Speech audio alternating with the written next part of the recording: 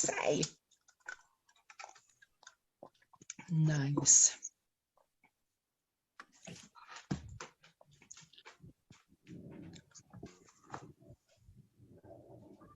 Great. Jen's here, Dodie's here, yay. Linda, awesome.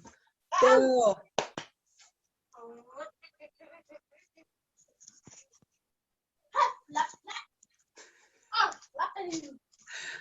What?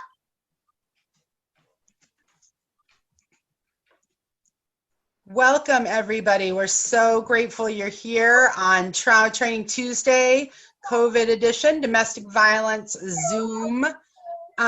If you're just coming in, you can see everyone already is signing in the chat bar where they're from. It's so great to see so many people from the community here for this really important topic. Hopefully, as you know, I'm from Worcester Addresses Childhood Trauma. Narissa is as well. And one of our hopes is to really tune people into trauma, and that when people are going through trauma, it is going to impact their behavior. And the way you respond and the way you treat them can make a huge difference in the outcomes that they have. We know right now, hi Lisa, we know right now that with COVID and people in their homes, especially in domestic violence, this is probably a really dangerous time for lots of people. We know all of our stress levels are higher than usual. The things we might normally do to cope may not be available to us. And I know that our audience is really concerned about the people that they care about, how they're managing, what they're doing. So giving them, information about domestic violence, I think is going to be incredibly helpful. So we are going to get started. I'm really grateful to the YWCA for giving us a strong team of people to let us know about this topic.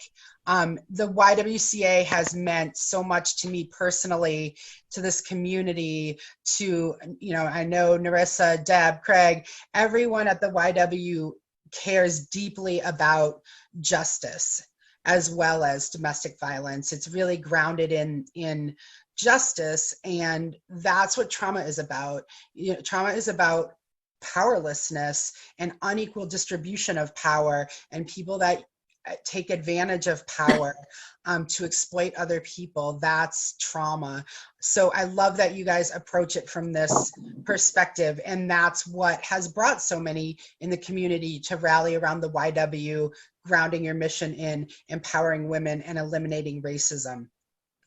I know that Deborah Hall has been a spokeswoman for women's issues at the city level, kind of all around, and was really doing this work way before she came to the YW. So she brings a long history of understanding all the ways that this issue affects our community. So I'm gonna, in just a minute, turn it over to Deb, and she's gonna walk us through and introduce her team. I know that there's people here that have announcements and resources to offer us, and you can put those in the chat, and we also will come back at the end to hear more about what's going on in the community, and certainly to answer specific questions. Looks Pathways is here now. There's so many resources already here. So I think that's gonna make the discussion even more exciting and deeper. And with that said, I am going to ask people, if you're not speaking, to mute yourself, to cut down on background noise. And I'm gonna turn it down. I see in the chat, if you can't hear, like, everyone's settings on Zoom are kind of individual, so that's a little bit of the tech challenge here. You can, in your settings, you should be able to play with visual and audio settings. Hopefully you can. It's just kind of a matter of playing with things till you find the right mix. Deb, I am gonna turn it over to you and mute myself. Wonderful, thank you, Amy. And thank you everyone who's attending this virtual conversation around COVID-19's impact on domestic violence. So what I want to say in the beginning here is welcome, first of all. And again, depending on your settings, this Zoom thing, you know, since the pandemic and folks started working remotely, we're all learning new things. If there's a film strip on the side, looks kind of like a film strip. So as we are speaking, you can either look at that in that small box, or you can put your setting on speaker view. If you do that, then the person speaking will appear alongside the PowerPoint presentation. Okay, so whatever is most comfortable for you. And then also, as Amy said, please continue to introduce yourself on the chat. And also, any questions you may have throughout the presentation, please feel free to type your question in. And we'll wait till the end of the presentation to kind of look at those questions. And I say that because we may answer some of your questions during the presentation, but I don't want you to lose your train of thought, as I am, often I do. So feel free to go ahead and type your question in. So I want to get started. I am Debbie Hall. I'm Director of Domestic Violence Services at YWCA, and I've been with the YWCA in a number of capacities since probably 4 years ago. But my background in DV extends to over 30 years ago, and I can't believe I'm saying that right now. And across 3 states and numerous agencies. So I come to you with some experience, but nothing like we're experiencing now during this pandemic. So we thought it was important to give you some basic information about domestic violence, but also we want to kind of concentrate on the impact it's having during this pandemic. First, I want to introduce you to my fantastic team. There's me, we have Elizabeth Rhodes, Liz, who is supervisor of our North Central Community-Based Services. Craig Mortley, who is supervisor of intervention services. Vanessa Urbina, who is our team lead of community-based services in Greater Worcester, and Amanda Mattingly, who is the supervisor of ICAP, which is Intensive Co-Assessment Planning Process. So that is the team that helped put this all together. We have a really comprehensive program, so I am lucky to have them all on board to help. On our agenda today, what we're hoping to cover will be YWCA Domestic Violence Services, which I'll cover. And then we're going to review abuse dynamics, and we'll look at COVID-19, the unique impact that it's having on domestic violence right now. And we're going to talk about assessing risk and planning for safety during this period, effective response, and then we'll talk about available resources. So as I said, the YWCA Domestic Violence Services is a pretty comprehensive program serving 44 cities and towns in Worcester and Middlesex County. We provide emergency shelter. We have a 24-hour helpline and chat line.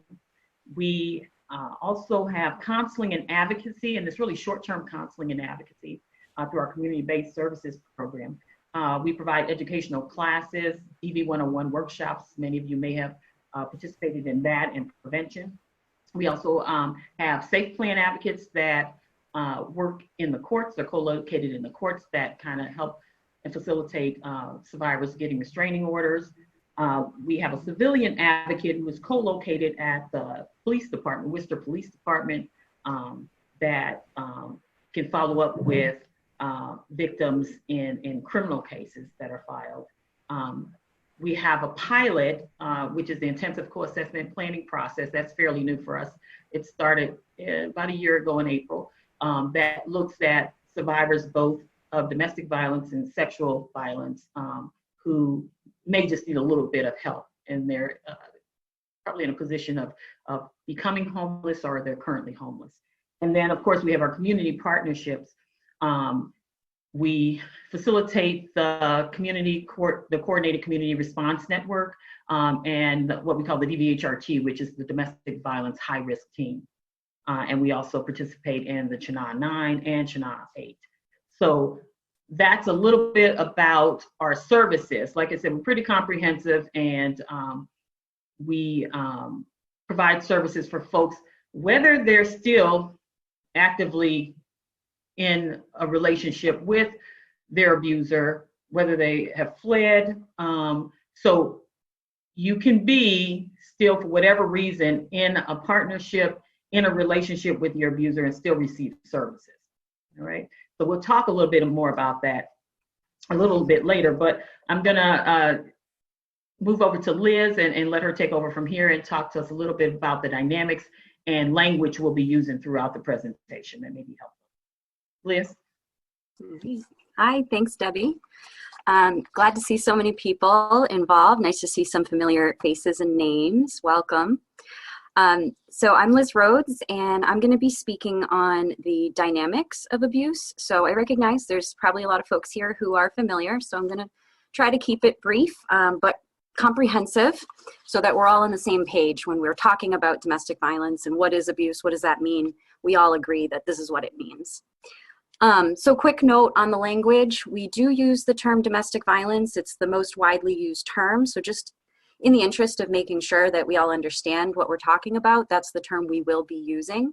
Other terms obviously exist: intimate partner violence, relationship abuse, and things of that nature. They all do have slightly different meanings, but for, again, the purposes of this presentation, we'll be saying domestic violence, and then the behavior within that would be the abuse, the abusive behavior.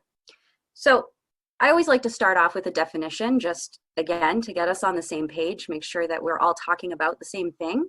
So when we talk about abuse, what we're really getting at is a situation where there is a pattern going on. So pattern's a really important word there. It's not an isolated incident. It's something that is happening in some sort of pattern, where one person is using intimidation and control to control and have power over their current or former partner. So, you know, we see abuse in both situations. It's not connected directly to whether they're actively engaging in the relationship or not. So it's about that dynamic, about that power struggle. So that can happen in or out of the relationship, and sometimes it intensifies after the relationship has ended. So that's what we're looking at. We're looking at a pattern of behaviors that are meant to maintain power over somebody, usually a partner, but domestic includes family members as well. And then again, for clarity, we use the term abuser, not to minimize, you know, that person down to their worst qualities, but for ease of language. And when we say abuser, this is what we're talking about. So we're talking about that person who has a repeated problem, right? It's not I had a hard day and I, you know, popped off on my loved one. It's somebody who has a recurrent problem with being disrespectful, being controlling, being belittling, and really devaluing their partner. That's what we would, you know, call an abuser. You can go to the next slide, Craig. All right, so I'm sure some folks are familiar with the power and control wheel, which kind of helps us to categorize the different types of behaviors you might see in service of controlling somebody. So I'm just highlighting here some different categories that we see on that wheel and in our work, because there's a lot of different behaviors that can serve the purpose of controlling somebody and maintaining that power. A lot of times our heads go to the worst, the physical violence, you know, the threats to do horrible things. And those are definitely tactics that are used, but there are a lot of other tactics that are used as well. And a lot of people use them very intentionally because they're tactics that won't get them arrested, right? If I'm being physically violent or physically threatening, I'm always, you know, running that risk of potentially being arrested for breaking the law. So when we look at some of these other categories, you know, psychological manipulation, that's extremely difficult to identify sometimes. There's no legal response that really exists to that type of abuse. So it can be really insidious, and it's very common, and it's usually a component, even when there is the physical violence happening. If you look a little closer, there's usually that psychological piece happening too. Financial interference is a big area. Estimates are very high as to how many domestic violence situations involve economic abuse or financial interference, as I wrote it here. And that can look in a number of ways. So it's not simply the abusive person saying, I control the money, or you're not allowed to work. Those situations absolutely do occur, but financial interference can be kind of more manipulative than that. It could be, I start a fight with you every time you have to go to work, so then you're late for work enough times that you get fired, and now you don't have a job. So the goal was always to make sure you don't have a job, but I didn't just tell you you can't have a job. I created an environment where it was impossible for you to maintain your job. So really looking at that type of stuff too, not just somebody who, you know, lays down the law and says what's what. We see that type of manipulation happening as well. And then sexual assault and coercion. This is a difficult area. People are not as comfortable talking about these pieces. Excuse me. And sometimes it can be hard to identify, because if it is your partner, if this is your husband or your wife or your spouse, sometimes it's hard for survivors to recognize that there was an assault, that you don't owe, you know, your partner or your spouse any kind of, you know, intimacy that you're not comfortable with. So that can be an area that people are experiencing and never going to bring up, because they either don't see it as abuse or it's just too shameful to talk about. And if there's some other things they can talk about, they're going to potentially start there first. Excuse me. Then we have physical aggression and intimidation. So we all know what physical aggression looks like. With intimidation, one thing I would just highlight is that can look kind of calm. You know, we've heard of situations where the intimidation is when they get into a fight, the abuser takes out their gun, not to point it at them, not to threaten them with it, but just, oh, this was the right moment to start cleaning my gun while we're arguing. And that's intimidation. You know, that's sending a message to that person who's arguing with them. So those sorts of things should be considered as well when we're talking about, you know, what's going on there, what are the intimidating factors, what's the controlling factors, doing things like that, even though, again, there's not that direct threat or anything, it's still a message that's being sent. And if the survivor's understanding that message, then it's very likely the abuser was intending to send it. And then our last category here, stalking and surveillance. This is a huge, huge topic of conversation in the field, especially with new technologies and new ways of using technologies come up every day. You could have hours and hours and hours of training just on tech safety when it comes to domestic violence. So we will go into a little bit around tech safety later in the presentation, but just to be aware that it's so easy to keep an eye on somebody and know what they're doing every moment of every day, know what they're saying, know who they're talking to in a really non-invasive way because of the way technology is.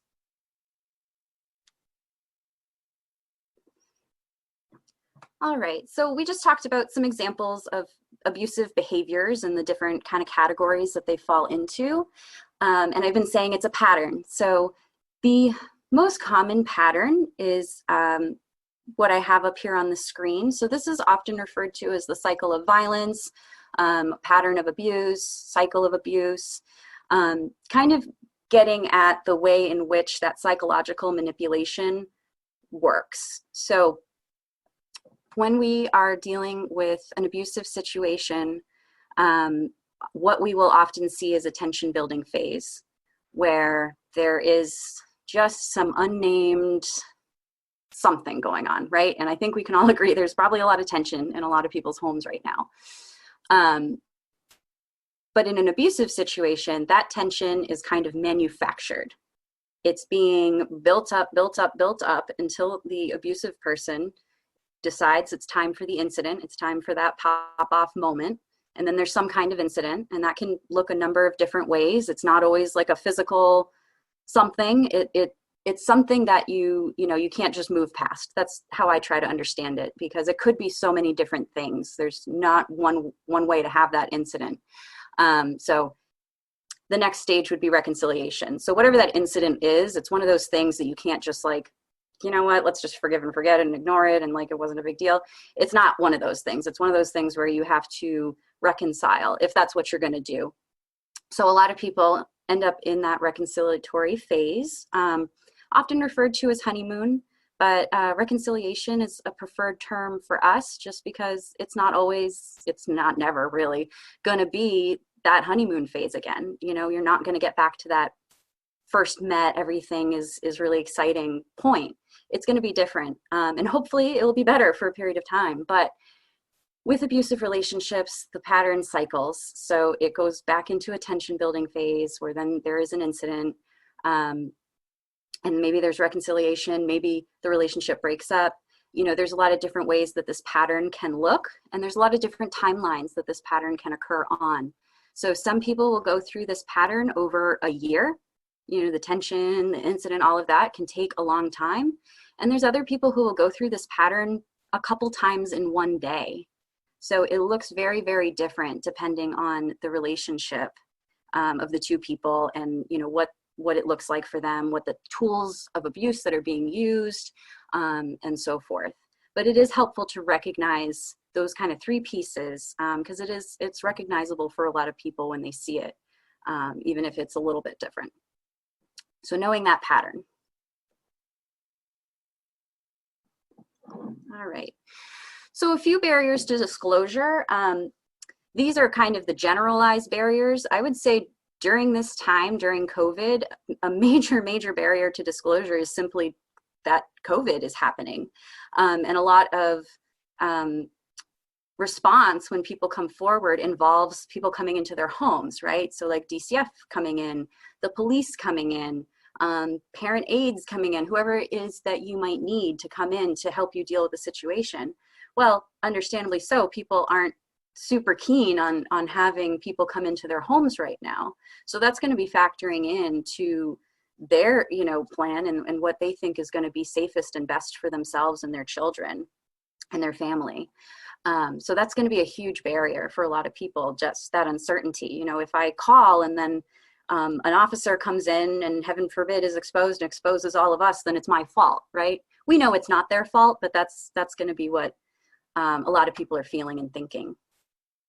So a couple highlights here. Fear is always a huge factor. I mean, it's a big step. You don't know what's going to happen, and people are afraid of what could happen. And we know from stories, and maybe a lot of people know people, that sometimes bad things do happen when you come forward. So that's something that everybody's weighing, you know, before they decide to say something. Distrust is huge. People have had very bad experiences with systems. They may not want to engage with them again. So it's not always safe to use the normal routes of help that we've set up for them. So if you don't trust the help, you're not going to take the help. Normalization.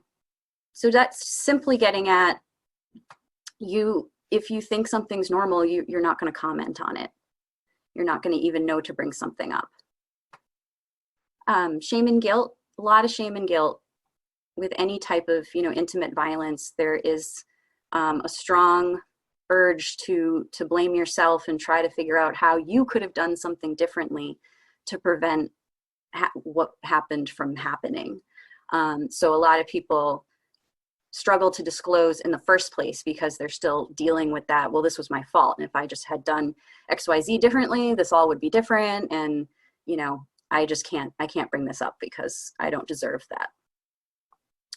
And then lastly, a huge piece for a lot of people are religious and cultural beliefs. So some people have very strong, close-knit communities that have, you know, strong opinions on how family should be run, and sometimes that involves, you know, family privacy.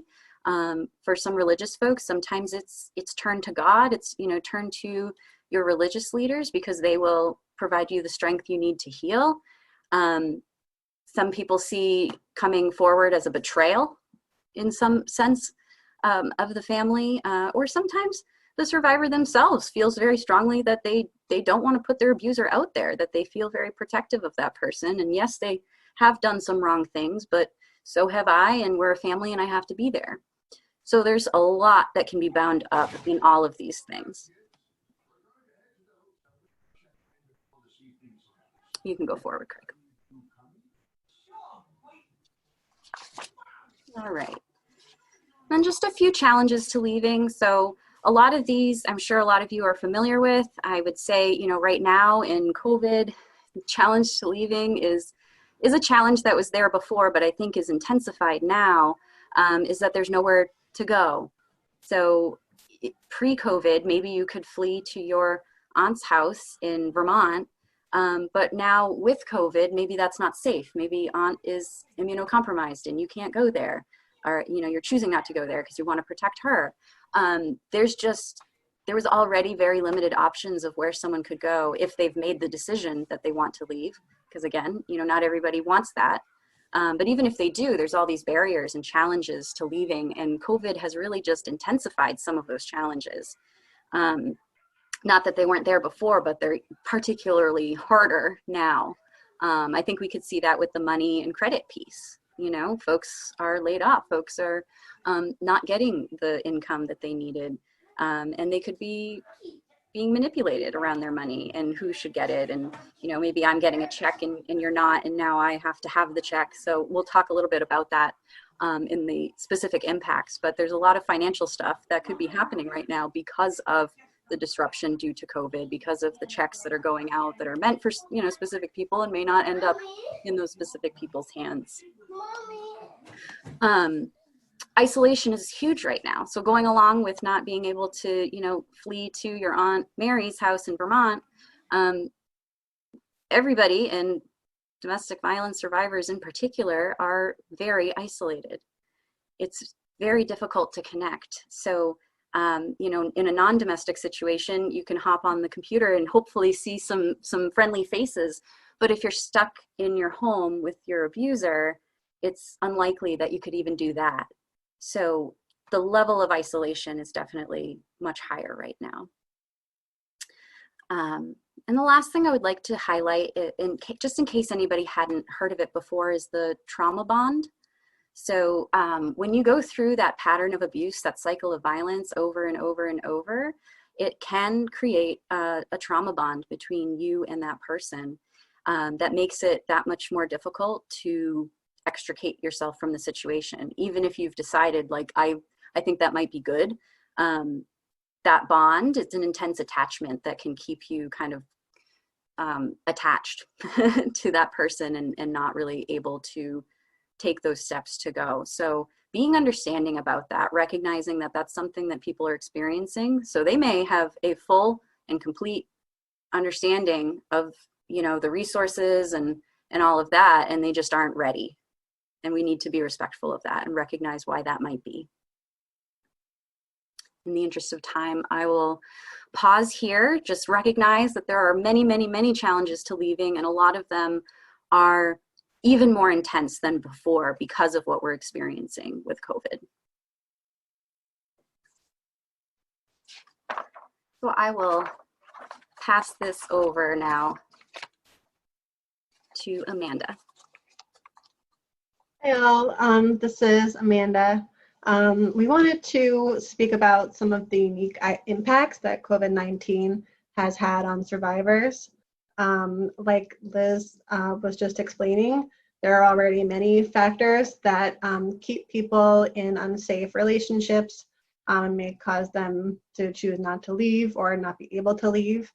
But some of the things that have been unique to COVID or exacerbated by COVID are isolation. So survivors already are cut off from friends and families by abusers many times. In this case, they're being asked by their governor to stay home now.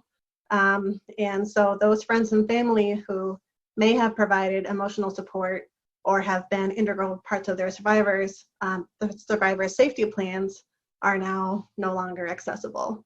And that isolation may come from their sense of responsibility to not spread the virus, but it may also be explicitly named by their abuser in that manipulation of you can't go out because of the virus. If you do this, you're being irresponsible. Another thing is that if survivors are home with their kids and partner, they may have less privacy for phone counseling or teletherapy. We've heard from many of our participants that they're no longer safe to access our services, and they've had to cut off ties with their therapist, with their advocate, because they simply don't have privacy in the house to make a phone call or access our online chat. Their abuser used to go to work. Now their abuser is home all day. They don't have a minute to call anymore. There's also the trauma of the pandemic that's happening right now. That can trigger previous trauma and that feeling of isolation, even for those who are out of their abusive relationships or who are living alone. Being alone all day and being cut off from everybody may trigger memories of when they were alone before, and it can generally be a triggering time. And then additionally, survivors who are children, the child witnesses to violence or survivors of child abuse are home too now, and they have lost the structure of going to school every day, which can be really important. Their social life, they're cut off from their friends, and also access to food. For a lot of people, going to school is the way that they get breakfast and lunch. And when they're home, they're no longer able to access those meals. Luckily, a lot of public schools have made huge leaps into providing those meals, but those may not be accessible to everybody. The financial impact has been huge on everybody in the country, in the world, and this is definitely a further hardship for survivors.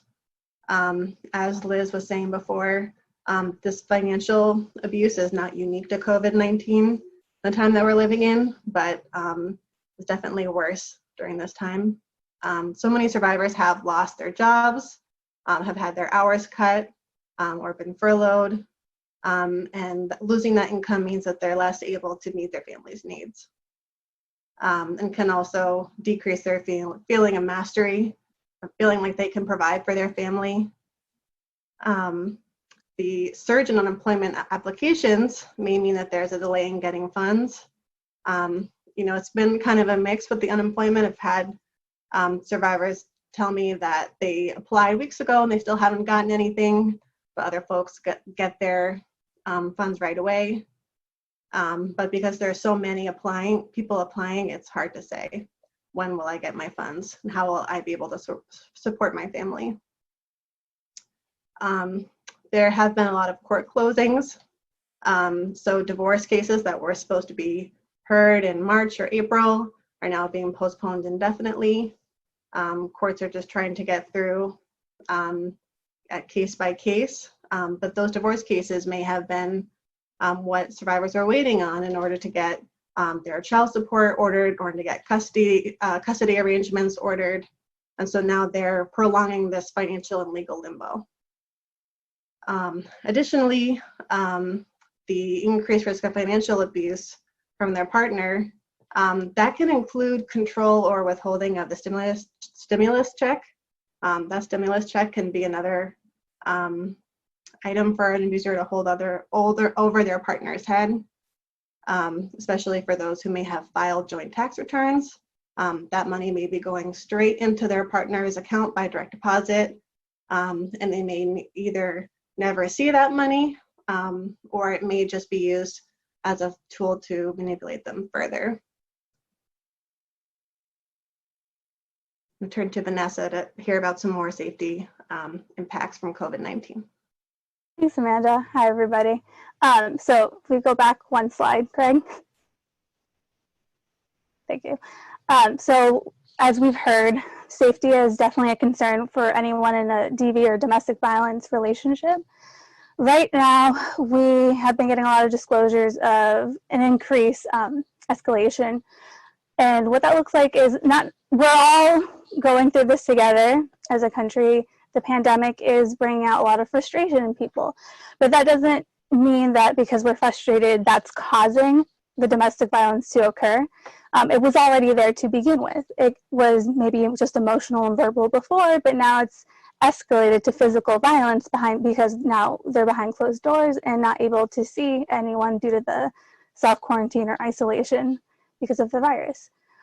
We are seeing a lot of changes occur rapidly, especially in the court system, trying to accommodate case by case what's going on, but it is very hard because there's a lot happening. So what we've seen, restraining orders, some have been lapsed, some denied or dropped for a number of reasons.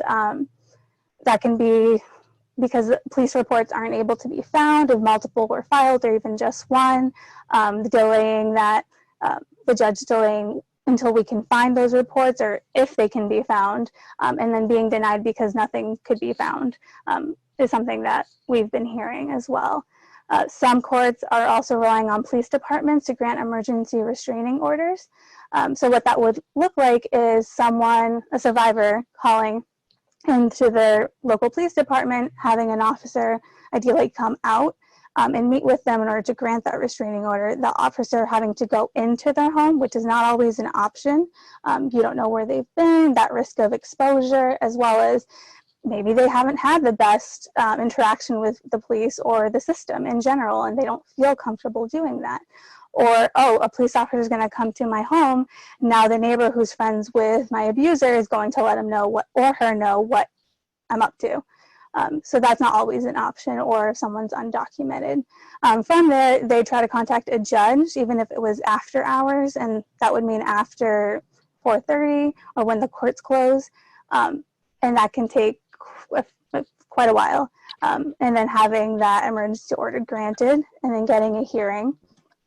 And if the survivor doesn't have the technology in order to go in to the Zoom chat where the perpetrator after the 10-day extension hearing would be present, then that's not an option for them.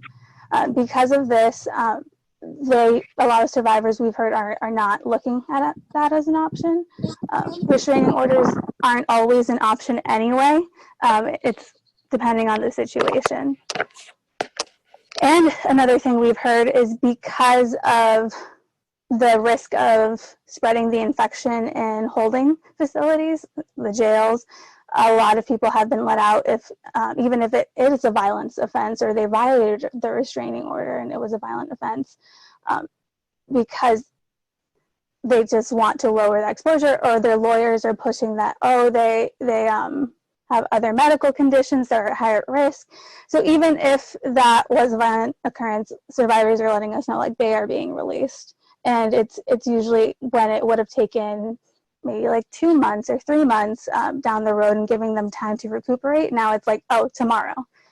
So there's that, and that increases the risk of homicide and serious injury. Next slide, please, Craig. And as we've heard, that option of not being able to see friends and family because of social distancing. If you have an aunt who is at higher risk, I'm not going to expose them. Or if you felt like, hey, I can go to that person's house, they're okay, they're not higher risk, but then the abuser using that as a tactic, like, well, if you come back and I get sick, that's on you. If I die, that's on you. That's a really big manipulation tactic we've been hearing. Other increased risk of infection, if the survivor doesn't have access in their stores, as we've seen, there's a lot of lack of supplies happening with the toilet paper or cleaning supplies. So not being able to have that hygiene and cleanliness to the standard that they're used to. Those in homeless survivors in shelters or in close quarters with others, if they're doubling up, that exposure risk goes up as well because of how they're congregating and the limited options that they're available to them in their situation. We've seen various studies of those who are experiencing trauma or stress, or even those are triggered because of the COVID-19 impact of their getting triggered and having those feelings again. That's trauma there, and that'll weaken the immune system. So their exposure is heightened there. And to survivors being more vulnerable due to not being able to maintain health support. So that would look like having to cancel provider visits, even if they don't have access to telehealth because they don't have that availability, or if they were injured or need treatment, they're not able to, even if they have access to telehealth, because their abuser is sitting across the room from them looking to see what they're going to say. So having that additional barrier. We're also seeing a lot of interruption of medication. So with chronic diseases, if it's not available or it's backstock, they have to wait it out. Due to lack of funds, if you were laid off and that's how you got your insurance, now you don't have any option, you don't have the funds, that's another barrier as well. Going in to see for if you need physical treatment, not wanting to have that exposure either. Right. So now I'm gonna turn it over back to Debbie. Wonderful. Thank you, Vanessa. So we want to look at some more unique impacts of COVID-19 and the limited access to resources and information, which has been major. You know, back in mid-March, it seems like so long ago now, that we started sending staff home to work remotely from home so that they could be safe. And so during that process, I think we made a pretty smooth transition, and we had most of our advocates ready for mobile advocacy, so that was a good thing. But I know a lot of folks struggled with it and continue to struggle with, you know, now we're all kind of Zoom experts, and, you know, we free conference calling and all kinds of things. So, but it definitely has had an impact on the participants we serve in our program and folks that may be reaching out for services. So one of the first things that happened, of course, is that people working remote, the staggered staffing that we looked at. A closed office means people didn't have a place to come. And YWCA is also undergoing major renovations. So we're in a newer office anyway, a new location while those renovations are happening. So we were dealing with that. And in addition to that, now offices are closed. And those supports you are used to are not readily available to you, and you don't know how to access them. Our hotline, our helpline rather, never shut down. So services never stopped. But during this period, and I know even for myself, I tell people, you know, that first week just getting acclimated, working remotely, and just the trauma and the anxiety around COVID-19, this, you know, pandemic, this virus that is literally killing people, was a whole lot. So we recognized that the things that people knew, the things that we knew were no longer the same. And so that was a challenge, and we know has been a challenge for our participants, and really toward the beginning of that. The information was changing quickly. I don't know about you guys, but I imagine it was pretty much the same with agencies. Here we go with these calls now. What are we doing? The initial kind of, I'm going to say some panicking around how are we going to provide services? What are our funders going to do? How are they going to want us to do it? And so I found myself in a lot of calls, and information was changing quickly. So I was talking to people I would normally see or talk with once a month, and we were going to weekly calls, and sometimes every other day, just reassuring each other, trying to figure out what's going on, talking to funders, et cetera. So that had to have some impact on the services. Although most of us continue to do the work, it had an impact on services. DCF involvement, without access to physical visits, with children that were removed. People are experiencing delays in court because the courts are closed, and that changes all the time, but until June 1st now. So they're listening to emergency cases. Folks can still access, and Craig can talk a little bit more about this, but access the court to get temporary restraining orders. But again, the way courts are handling that, it varies. And what was already an intimidating and challenging institution has become more so, and has been exacerbated by COVID-19. So it's there, you know, things have been delayed. Reunification in the case of DCF, we had participants who were ready to reunify with children. You know, most folks started working remotely, and so things that weren't considered an emergency, which is removal of children, weren't high on the list of priorities. So that does affect and continues to affect our participants. People not feeling safe to go visit the ER, any other preventative care. A lot of that, a lot of doctors, my doctors, I mean, things change. It's telehealth now. You call in, and especially in the early weeks of this, call in. Don't show up at the doctor's office. You may be turned away. So more recently, I know over the weekend, I heard the Attorney General talk about, hey guys, use the emergency room if you have to. If you have diabetes, you're having some issues, please go. Don't have a heart attack at home, please go.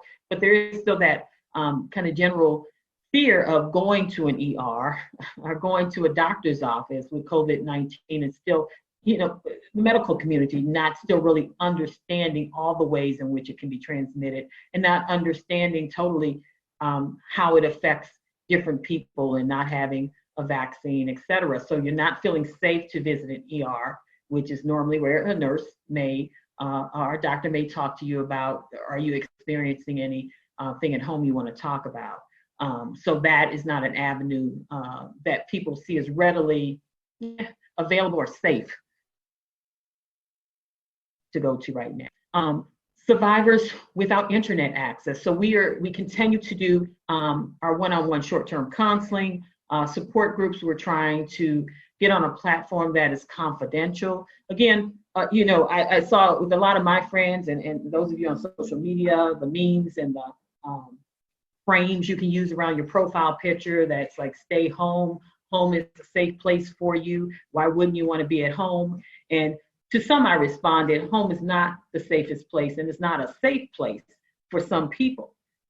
So to tell folks to stay at home and to get those constant messages when home is a prison for you, or home is the source of danger for you, it is not helpful. And so when people see that and don't understand that, yeah, it may be safe for some people, but it's not safe for our survivors if they're sheltering in place.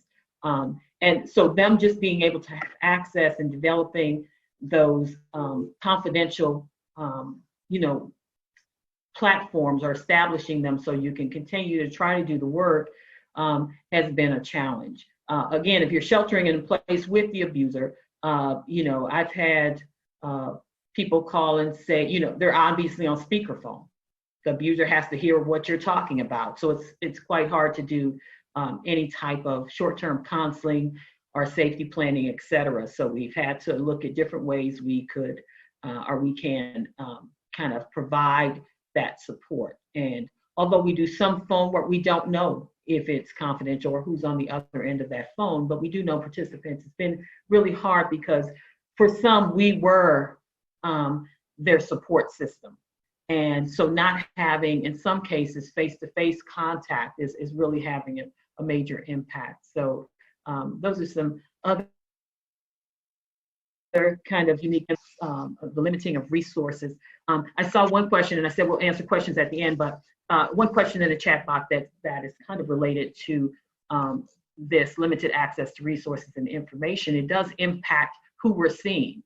So when people ask, well, have you seen an increase? Well, we know there's an increase. We know with everything we have, there's an increase. I can tell you that there's an increase. Have we seen it yet?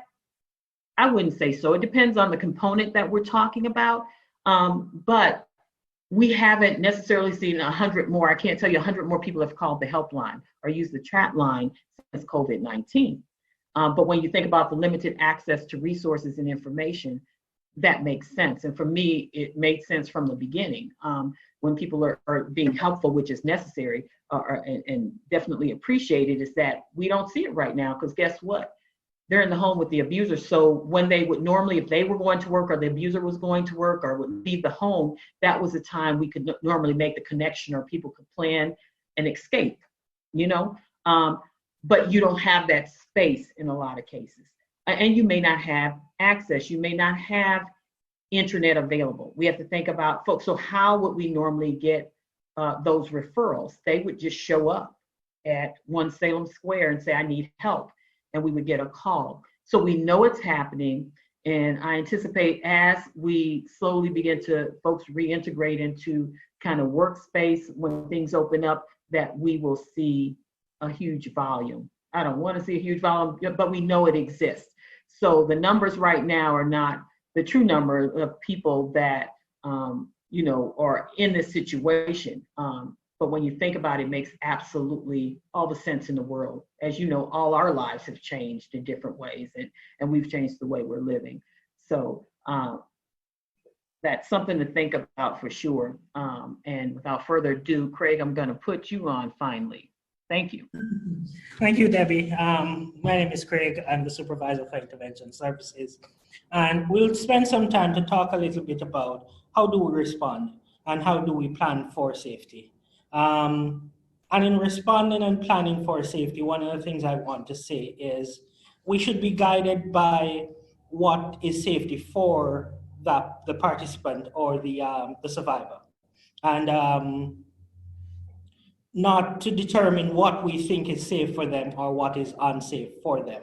And in responding, we're sort of looking on the response, but also recognizing some additional things as it relates to safety.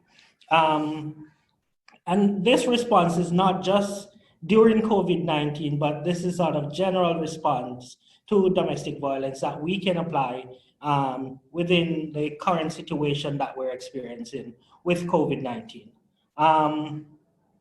So one of the places that we come from at the YWCA is that our response is guided by the domains of well-being. And more service providers have been adopting this sort of approach. So we're looking on the whole person. And it's not just about physical safety, which existed within some of our intervention services back in the day. So we're looking on the whole person and having them determine what is safe for them. And so we look on sort of the response itself. And when we're responding, some things to sort of bear in mind is that we should remain calm. And so many times we'll find folks who are in crisis. But if we are going into sort of that crisis mode with them, are we really helping them? And think of it, if you went to your doctor and you're diagnosed with a terminal illness and your doctor says, oh my God, you're gonna die. How would that sort of make you feel if the doctor is escalating to a point? You're gonna feel, sort of unsafe in that space and not have the sort of competence that, the doctor has the competence to provide support and services for you. So always remain calm so that you can sort of assess the situation. Take a step back if you need to. One of the things we often say to folks, sometimes if we're on the front lines of responding, folks will come to us after they've had significant physical injuries as a result of abuse. And many times we feel like we want to hit the panic button. And oftentimes when we get to that space, that's the times that we need to take a step back and have the survivor sort of define safety for us and how we'll sort of proceed. We never tell folks what to do, and so we're sort of taking their lead in terms of how we're going to respond to their situation. Sometimes things are not as bad as they look or as they sound. And so that is why we need to proceed cautiously and proceed at a pace that the survivor is comfortable with, not sort of just dragging them along and doing what we feel like, which then brings me to my next point of respect. We have to respect the survivor's knowledge. And I'll often say to folks that the survivors are their own experts in their lives. Though we are experts in our fields, they're experts in their life, and they would have survived before they came to you for services. And they probably, most times, will survive after they've come to you for services. So let us trust sort of their instinct and respect the knowledge that they come with, and what is safety for them again. For example, some folks, if the physical abuse, and generally with sort of physical abuse, that's where many times we'll tend to escalate. If the physical abuse is present, there are some that folks know that it's okay and they have been able to deal with it. And so for them, that's safe. If there are other abusive behaviors happening, that might be unsafe for them. So we have to take a step back and listen to that person. And then in terms of looking to do our safety planning and assessing, we are looking on sort of the broader picture and then identify the abusive mentality or the abusive behavior and the pattern that's there. And I think, Liz talked about, it's not that we're labeling folks, but we're looking on the behaviors that that person has. So we're looking on the behaviors so that we can develop or help the person to develop intervention strategies for those abusive behavior. Not two cases are the same, and sometimes as providers, we have to keep that at the forefront of when we're providing support for folks, that even though it looked like a case I had before, or it looked like my own experience that I had, that is not the same, right? And then we're looking for signs of escalation. Are we seeing sort of things worsening? If the person is coming into you saying, well, we only argued once a week, and the arguments are now becoming 5 times per day, those are sort of the escalation that we should be looking for. And then looking on barriers that that person might face in terms of accessing services, or if they're in a space that they are looking to leave the relationship, what are some of the barriers? And I will say sometimes our services create barriers that sometimes we don't think about. And so that's something to think about. And if when we sort of think in the COVID context, think of what additional barriers that weren't there before, and we had mentioned a few of those. Tech safety. Do people have privacy in their homes to be able to access services? And sometimes not because they're living with the abuser, but think of folks who might have younger children. Do they have private spaces or even time to have a conversation with an advocate? If they're having material needs, will that take precedence over the abuse that they are experiencing? And we have heard from a few folks that they're not in a space right now to talk about the abuse. I can deal with it. I've dealt with it for years. My primary focus is getting back out there to have some income.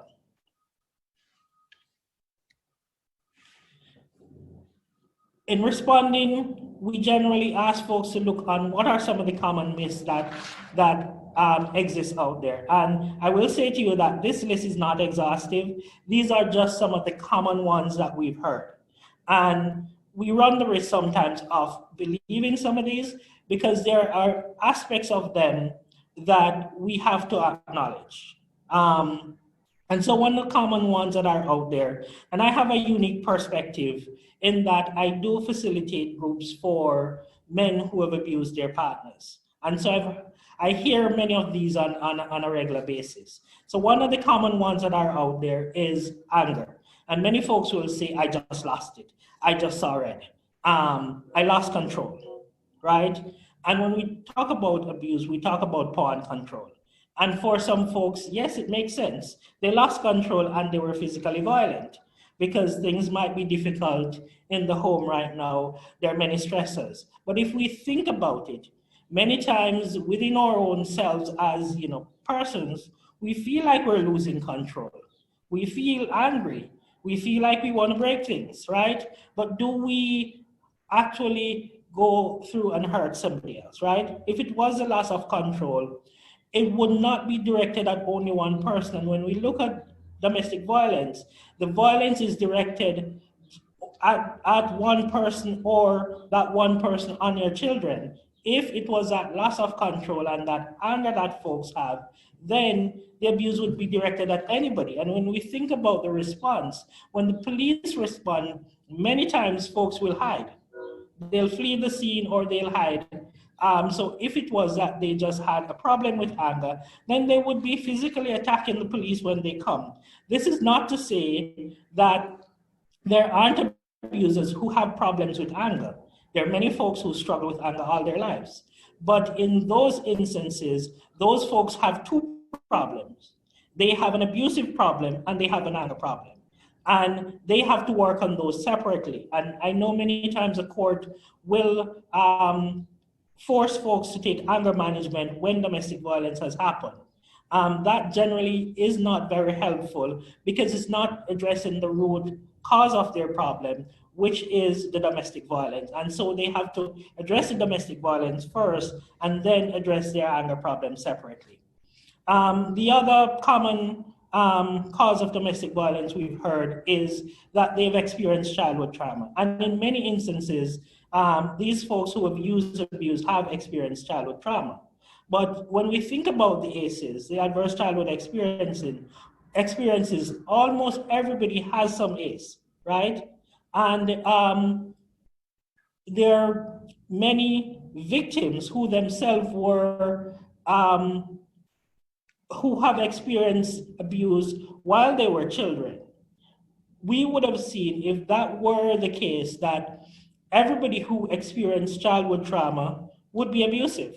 But that's not the case in many instances. And so that misconception is a misconception because the research, the numbers there does not back up sort of what folks are saying, that is because of my childhood trauma. If anything, folks would not want to have their loved one experience the same thing that they experience.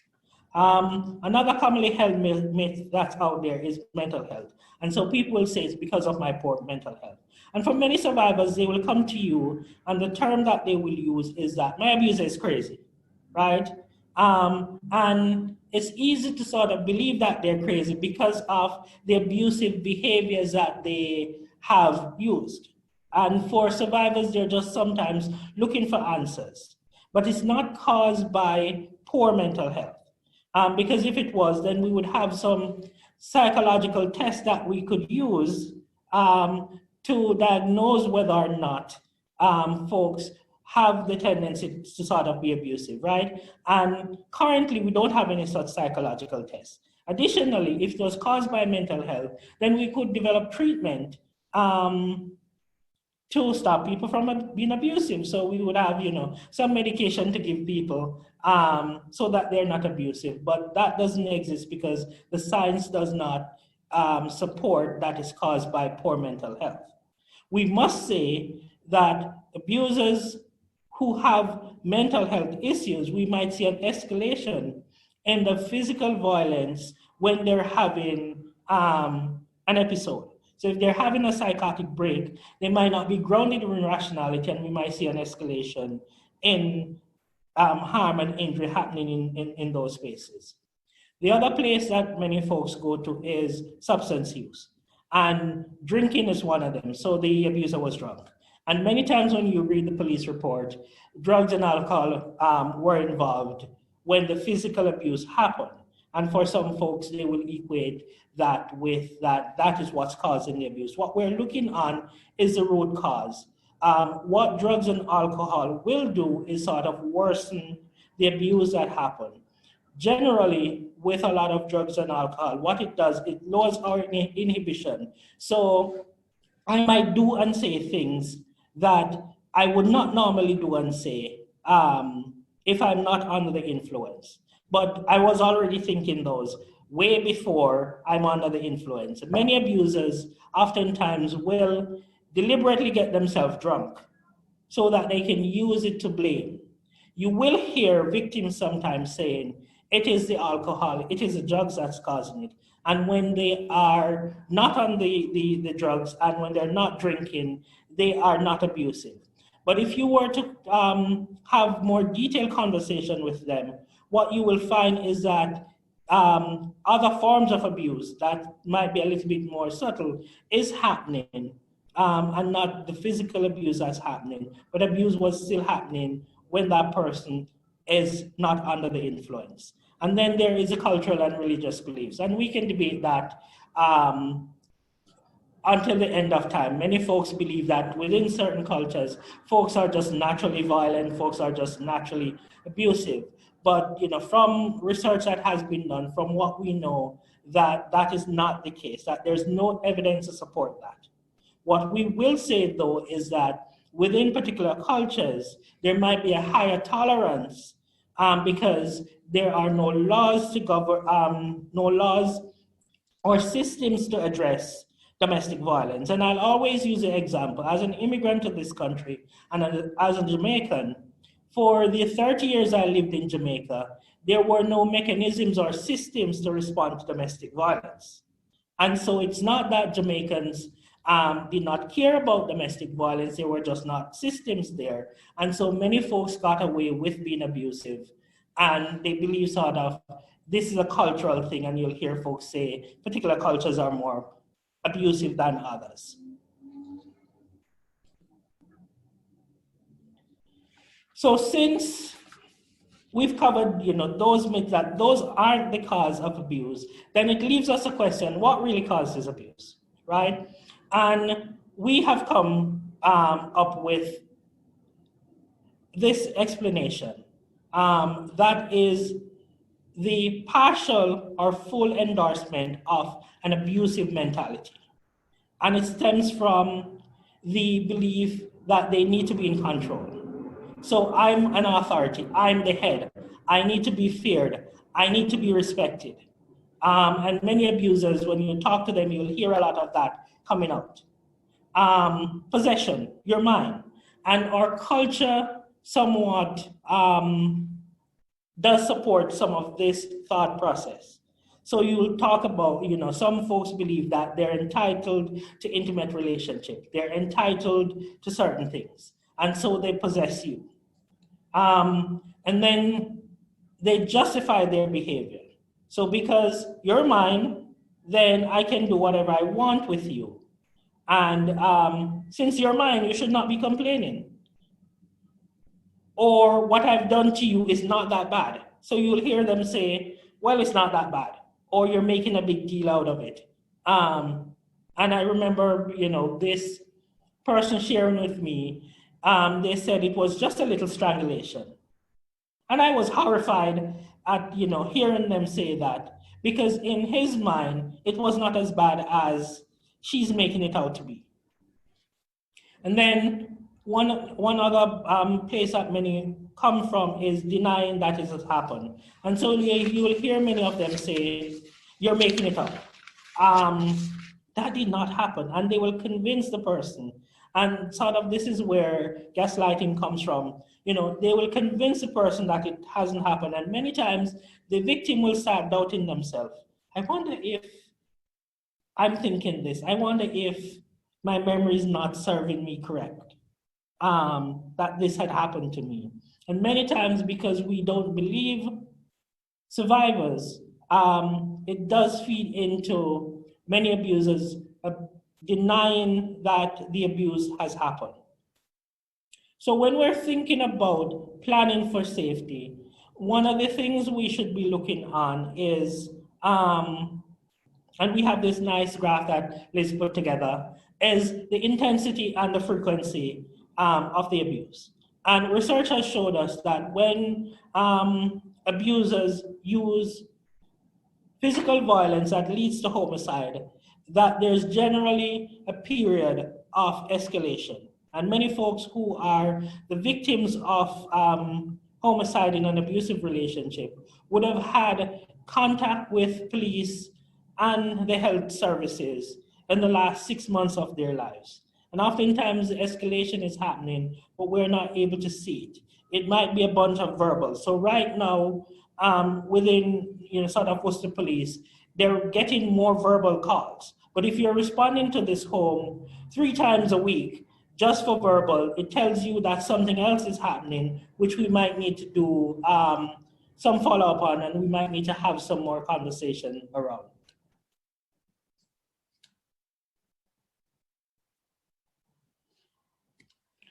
Sorry, I'm trying to do two things at the same time.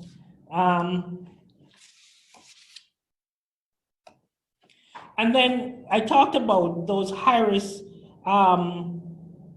relationship, that there is a likelihood of lethality happening in those relationships. And so there are some things that we can look for.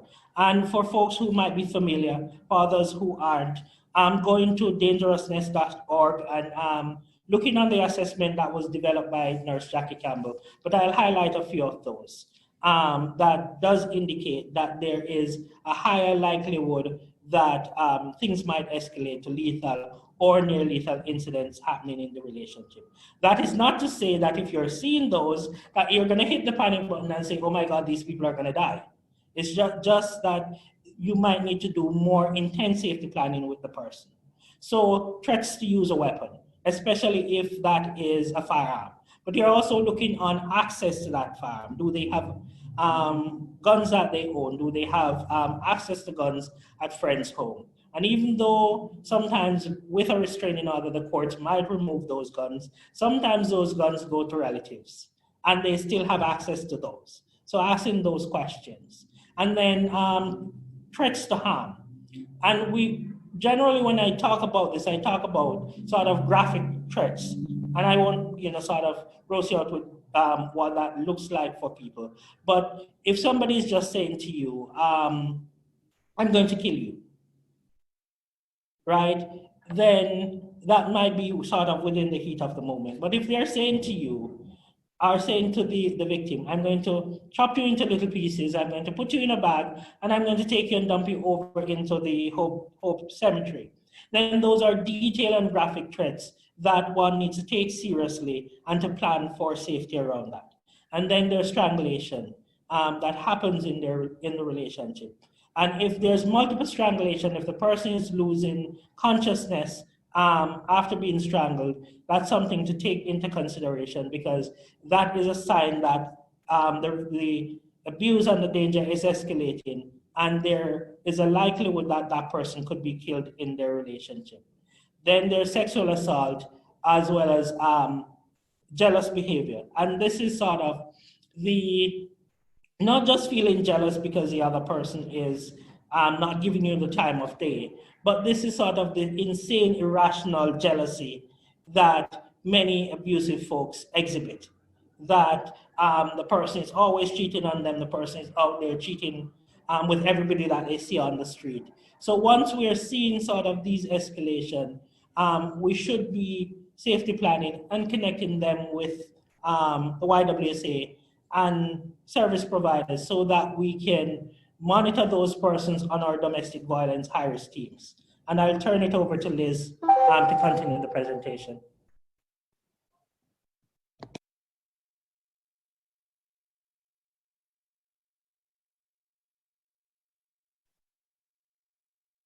I'm actually going to take this slide. So thank you, Craig, for pointing out all those factors that may lead to escalation.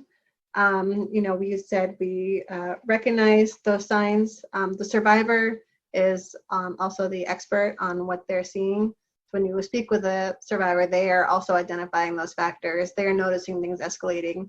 We're there to offer support and to co-assess what's going on and what they need.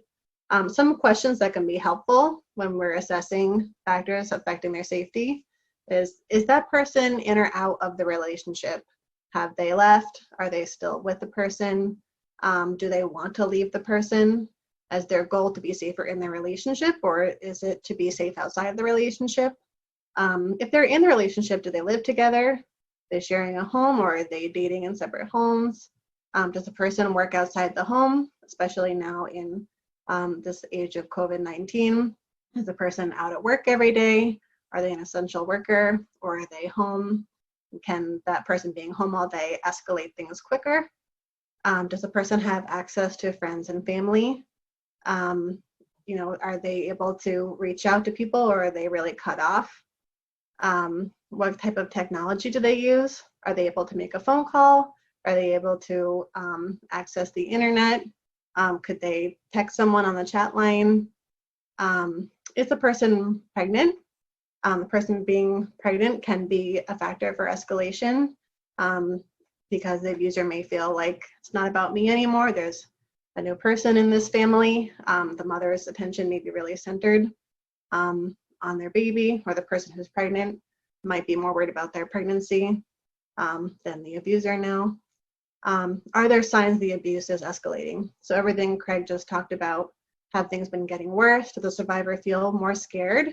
Want to really pay attention to how the survivor feels.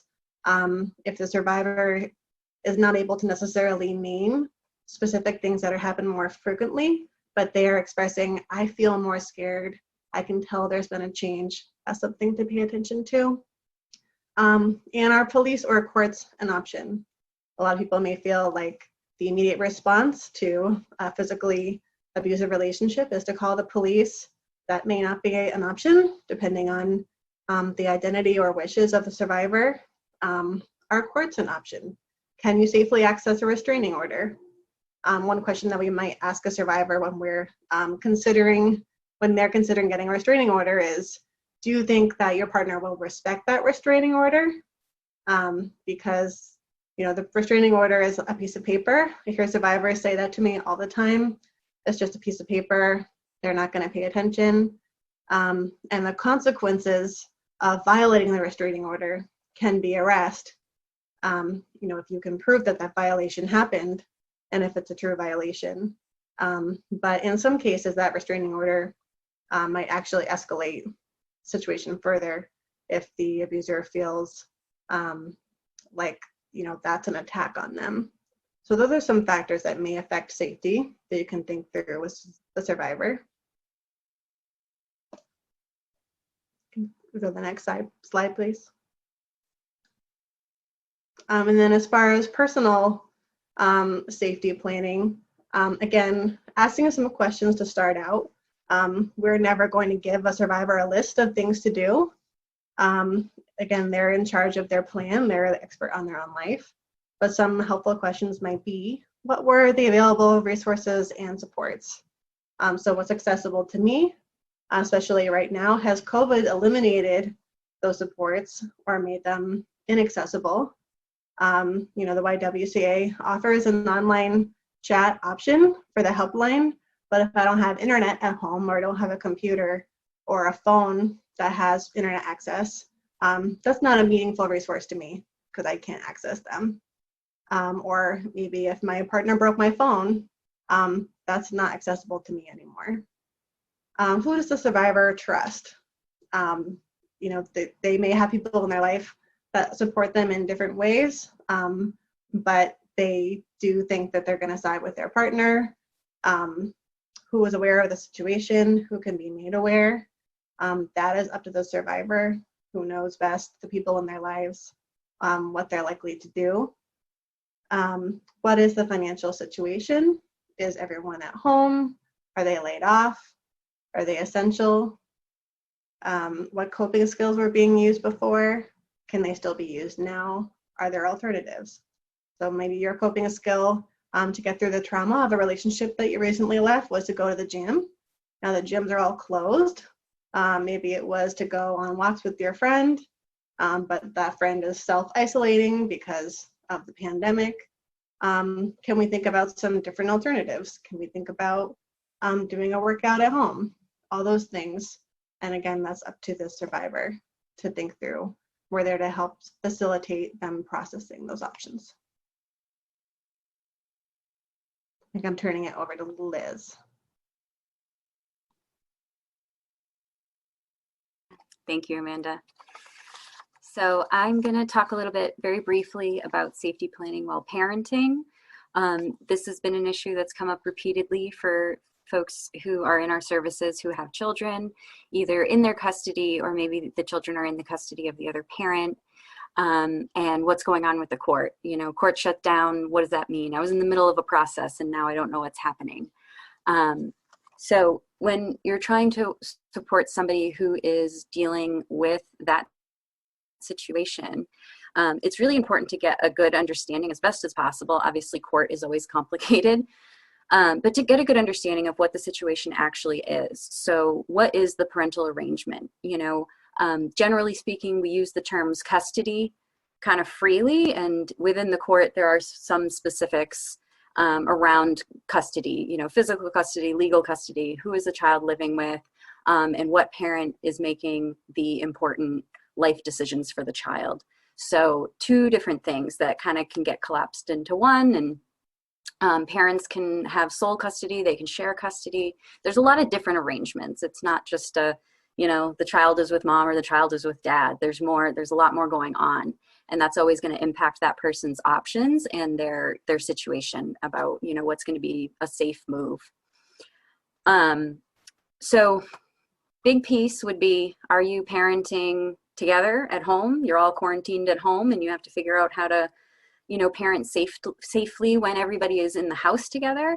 That's a different sort of conversation than the person who is separated, maybe has been separated for a while, has court orders into place for how parenting should occur, but now COVID hits and that kind of might blow up some of those plans, right? Maybe it's no longer safe to do the plan. Maybe you had a plan where you were going to bring your children to a public place to have the visit, and now that public place is closed. So what do? There's a lot of confusion there, and a lot of people with questions, and a lot of people afraid to reach out and say anything. understandably so, because if they have their children and they feel the children are safe, they kind of are like, well, do I want to bring up the fact that the place I'm supposed to bring them is closed? There's a lot of difficult decisions to be made. And unfortunately, because of the way that the court is running, where different folks are kind of doing different things based on what they think is best and the best priority of stuff, not everything is consistent across the board. So it's really hard for us as advocates and other professionals trying to navigate it and trying to help them navigate it. So just being mindful of that nothing is straight across the board. If you're unsure about how a court matter is, going to be heard, utilize some of those resources that we're going to share at the end, because it's not a clear-cut situation. Here's what we're doing. It's very dependent. However, that doesn't mean you're not going to find yourself working with people who are not able to get to the court, are not able to file, emergency changes to their custody arrangements or parenting time arrangements due to the changes. I mean, so like we've been saying, and as you all know, there's been so many changes that would be, qualified as a substantive change in circumstance that could bring you back into court to try to come out with a better agreement for your family. But then the courts are partially closed down and are only hearing emergency hearings, and it becomes very difficult. So sometimes having those honest conversations about, this is what the situation is, this is what the court order says, and to be clear, any court orders that are in existence right now are expected to be followed. And if you can't follow those, the expectation is you'd file at court to change those orders. But for a number of reasons, we know that's not always going to be able to happen. So sometimes parents are going to be put in a place where they have to make difficult decisions about what to do regarding a custody order, regarding a child support order, regarding anything having to do with the probate matters and the family matters. So helping somebody to figure out what the safest option is going to be, and just making sure that they recognize if they make a decision that isn't in line with the court order, that there could be consequences from the court for that, so that they have all the knowledge they have, and they can still make whatever decision they deem to be best to protect themselves and their family. But we always want to make sure that they got the whole picture, that if you do this, this might be what happens. This might be how the judge sees that. And then they can help prepare. Okay, so I'm going to do this because I believe it's the right thing to do. I know the judge might feel differently, and I know what I'm going to say to the judge to try to explain where I was coming from. So that's where we can help make those difficult decisions a little less difficult, just like being there by their side, walking it through. Ultimately, it's their decision, but we're there to provide that information and that support. Like, this is impossible. There's no very clear right answer here, and you just have to make the best decision that you can make. And we want to make sure you have all the information to be able to do that.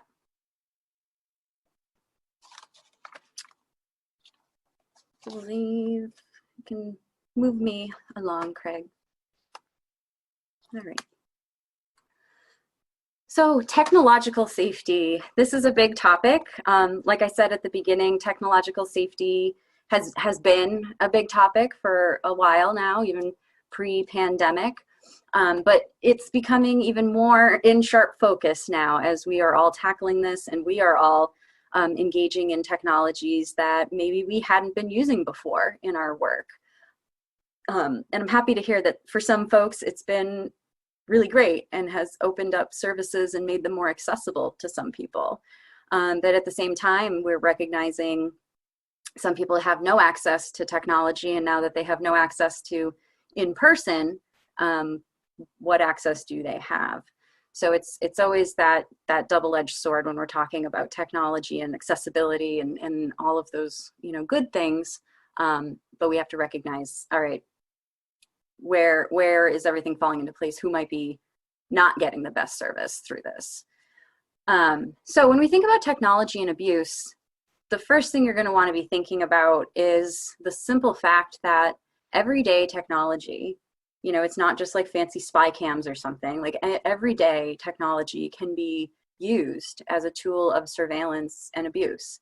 You know, particularly if you're on a phone plan together, you can ping where you are. I recall years ago when I first started, my husband and I both had iPhones, and I realized like I could ping exactly where he was, the exact building he was in, and it was just a default setting on the phone. So there's all of these different ways that we can be tracked and not realize it. And some of those things were made to make like life easier with families and like knowing where your kids are and stuff like that. But unfortunately, we see abusive people use it to track their adult partners, and to surveil them and to intimidate them. So even though it may have come from a place of like just wanting to protect children and all of that, it's actually being used in a more nefarious way. So being mindful of that any technology can be used in that way. When it comes to any kind of suspected monitoring, so I think we all have some heightened concerns around abusers listening in, either just by physically being next to them and saying, put it on speakerphone, or, you know, doing something a little bit less obvious, but they're still listening in. So that's an area where we need to be mindful of that. We need to have conversations about that when it's safe to. We need to make sure that whatever technology we're using to engage with them, that we've thought about how it's safe. We understand, you know, does this comply to whatever we need it to comply to? Is this going to come up as a blocked number? Are they going to be able to call me right back? When they call me right back, am I going to say, hey, domestic violence service? You know, you want to think those things through when it comes to technology, because there's a good chance that whoever is listening may not be the only person listening. You know, and the big piece with technology that sometimes people forget is that there are going to be instances where the survivor might need to make the choice to keep the technology surveillance in place so that the abuser doesn't catch on that she knows it's happening, she or he knows it's happening. So you have to, even in a situation like this where it's like, oh my gosh, we have to stop them from tracking your phone, or like putting that gadget under your car, or like whatever they're doing, we have to stop it. We have to report it. We have to do this. They may have the sense that that's not going to be the safest thing for me to do. And I would rather let that go, be aware of it. Like, I'm paying attention to it. I'm watching that. Rather than take it all away, have him realize that have him or her realize that I'm on to the game, and now what tactics are going to come up, right? Now what sorts of new things are going to be used against me to keep me from leaving? So that you could run into situations where people are of that attitude, where they're like, I need to let this just be and play along with it and do what I can do in the moments that I can do them. So technology safety is a huge, huge arena. I definitely encourage, this was like a little snapshot, and I definitely encourage anybody who's interested to do some research. NNEDV is a great resource for tech safety.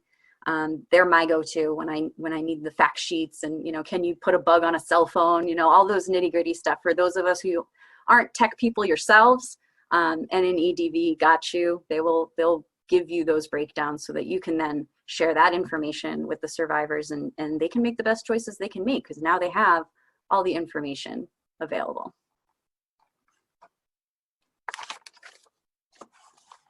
All right, next slide, Craig. So in summation, when we're talking about formulating safety plans, just remember that it's not a static document. It's not something that you type up and sign it and you're like, yes, this is my safety plan.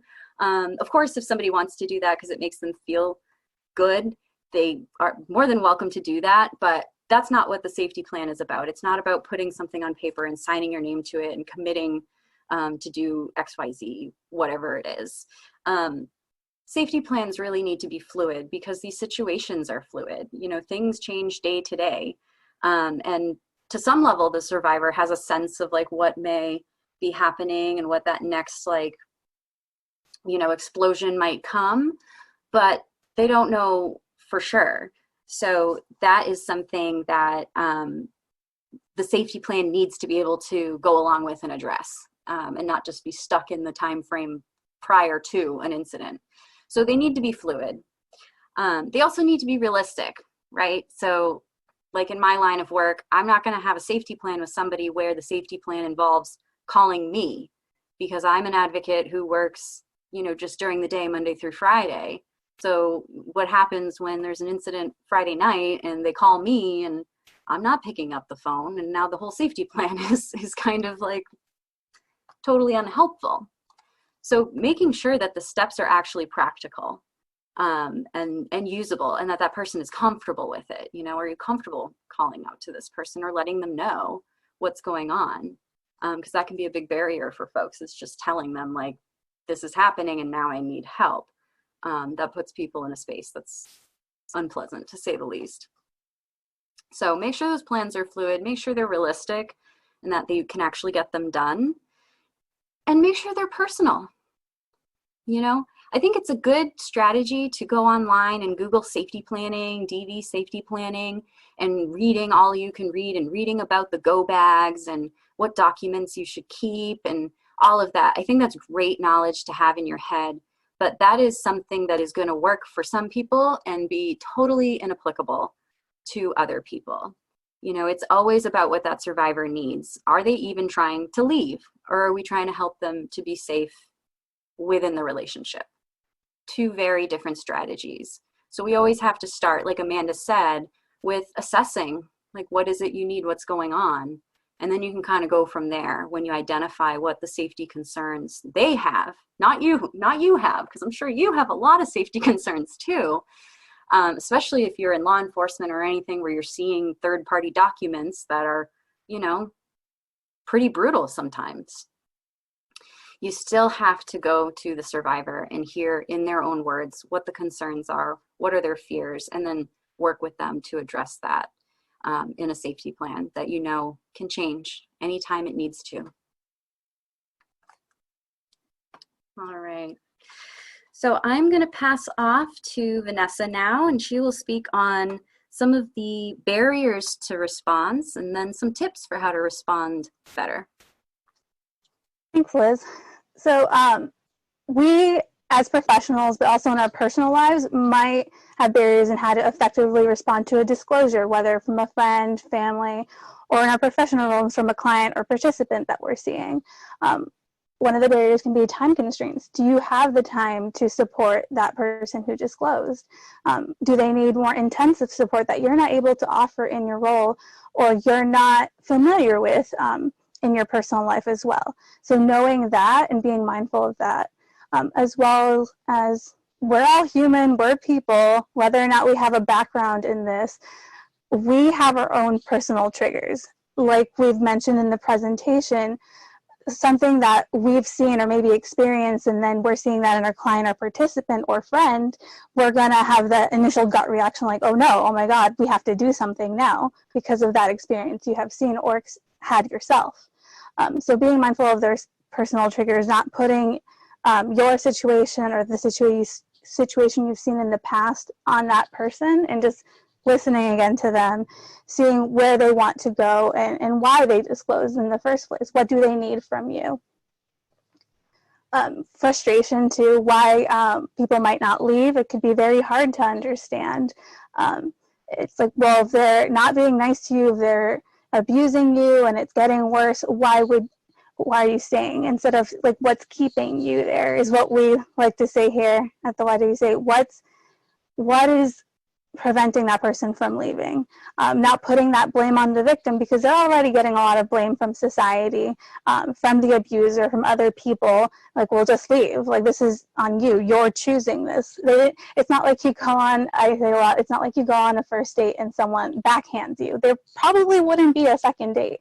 This is very insidious. It's sneaky. It's not always so obvious where it is physical abuse and you're like, okay, well, clearly this is abusive. This is what I see in the media. So being frustrated is a normal reaction, but just keeping that in check and being supportive to the best of your ability to that person who disclosed. If they don't want to leave, if they don't want to get a restraining order, like they don't want is another thing to keep in mind. Like, oh, you don't want to. It's like, oh, are you not able to at this time to do the following? So being mindful of the language that you're using as well, because even if you are meaning wrong, you don't mean to be self-blaming. It can be. Being aware of your own biases and the biases that that survivor might have as well.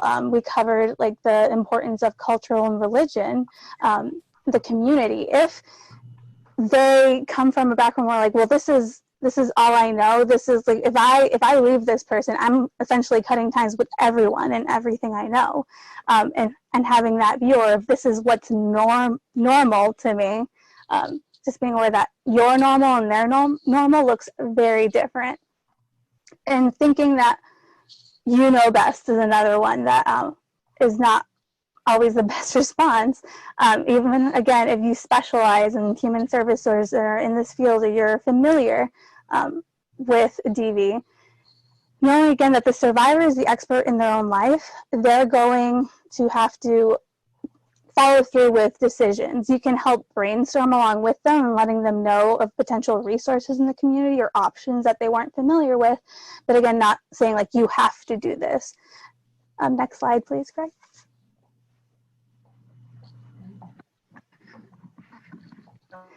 Okay, so some tips to how to effectively respond. Listening and believing them.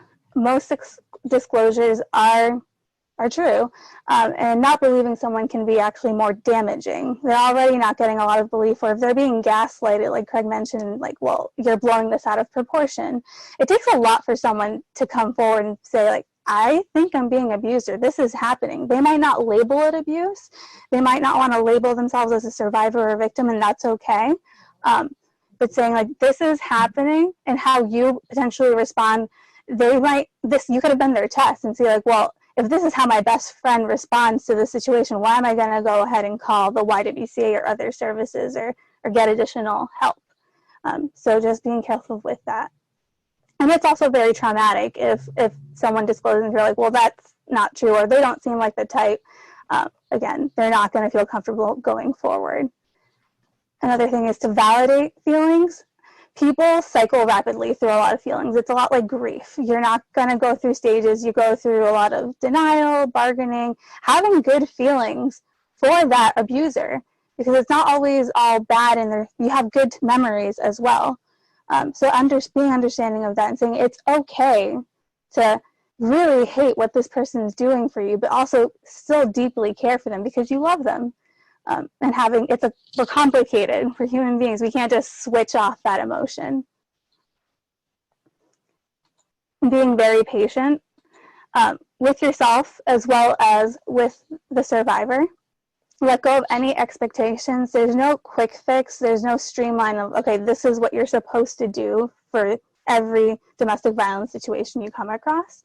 Again, just taking from that survivor, like, okay, what is it that you need from me? How can I support you? How can I help?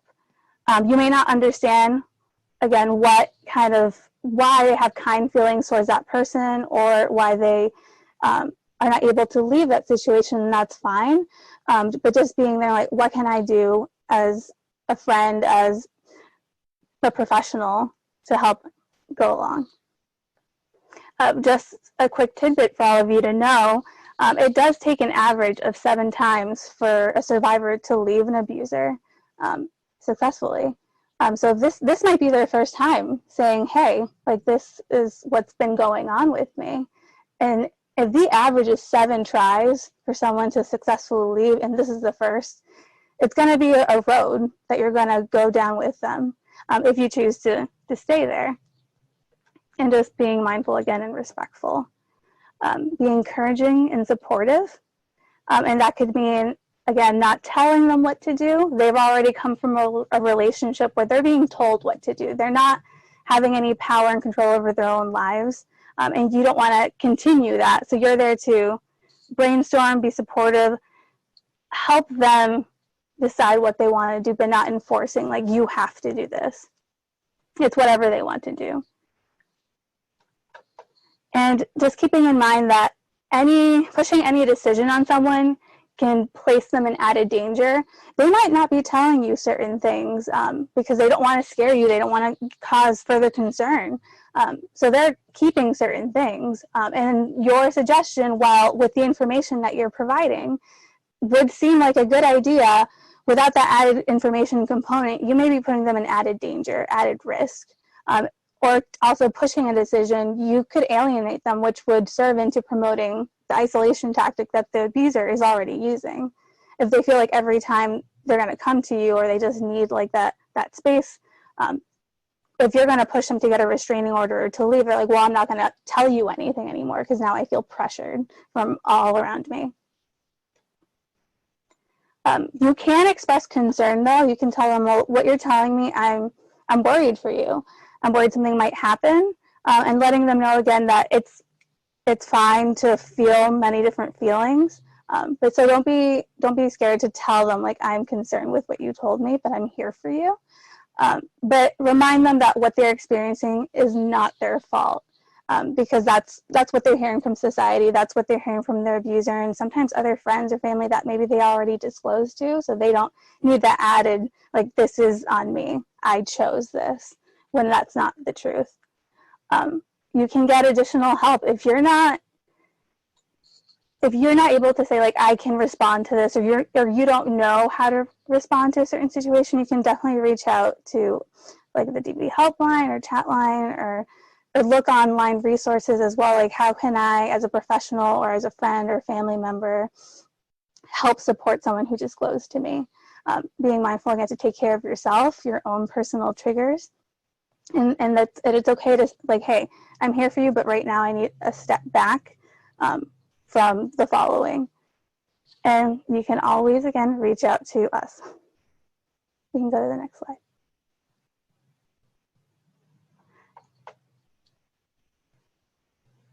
Okay, so we're gonna, I realize we have gone over by a few minutes. It's such an important topic, as I wrote in the chat. So I wanna make us available for a few minutes following this presentation to answer any questions, any burning questions people have.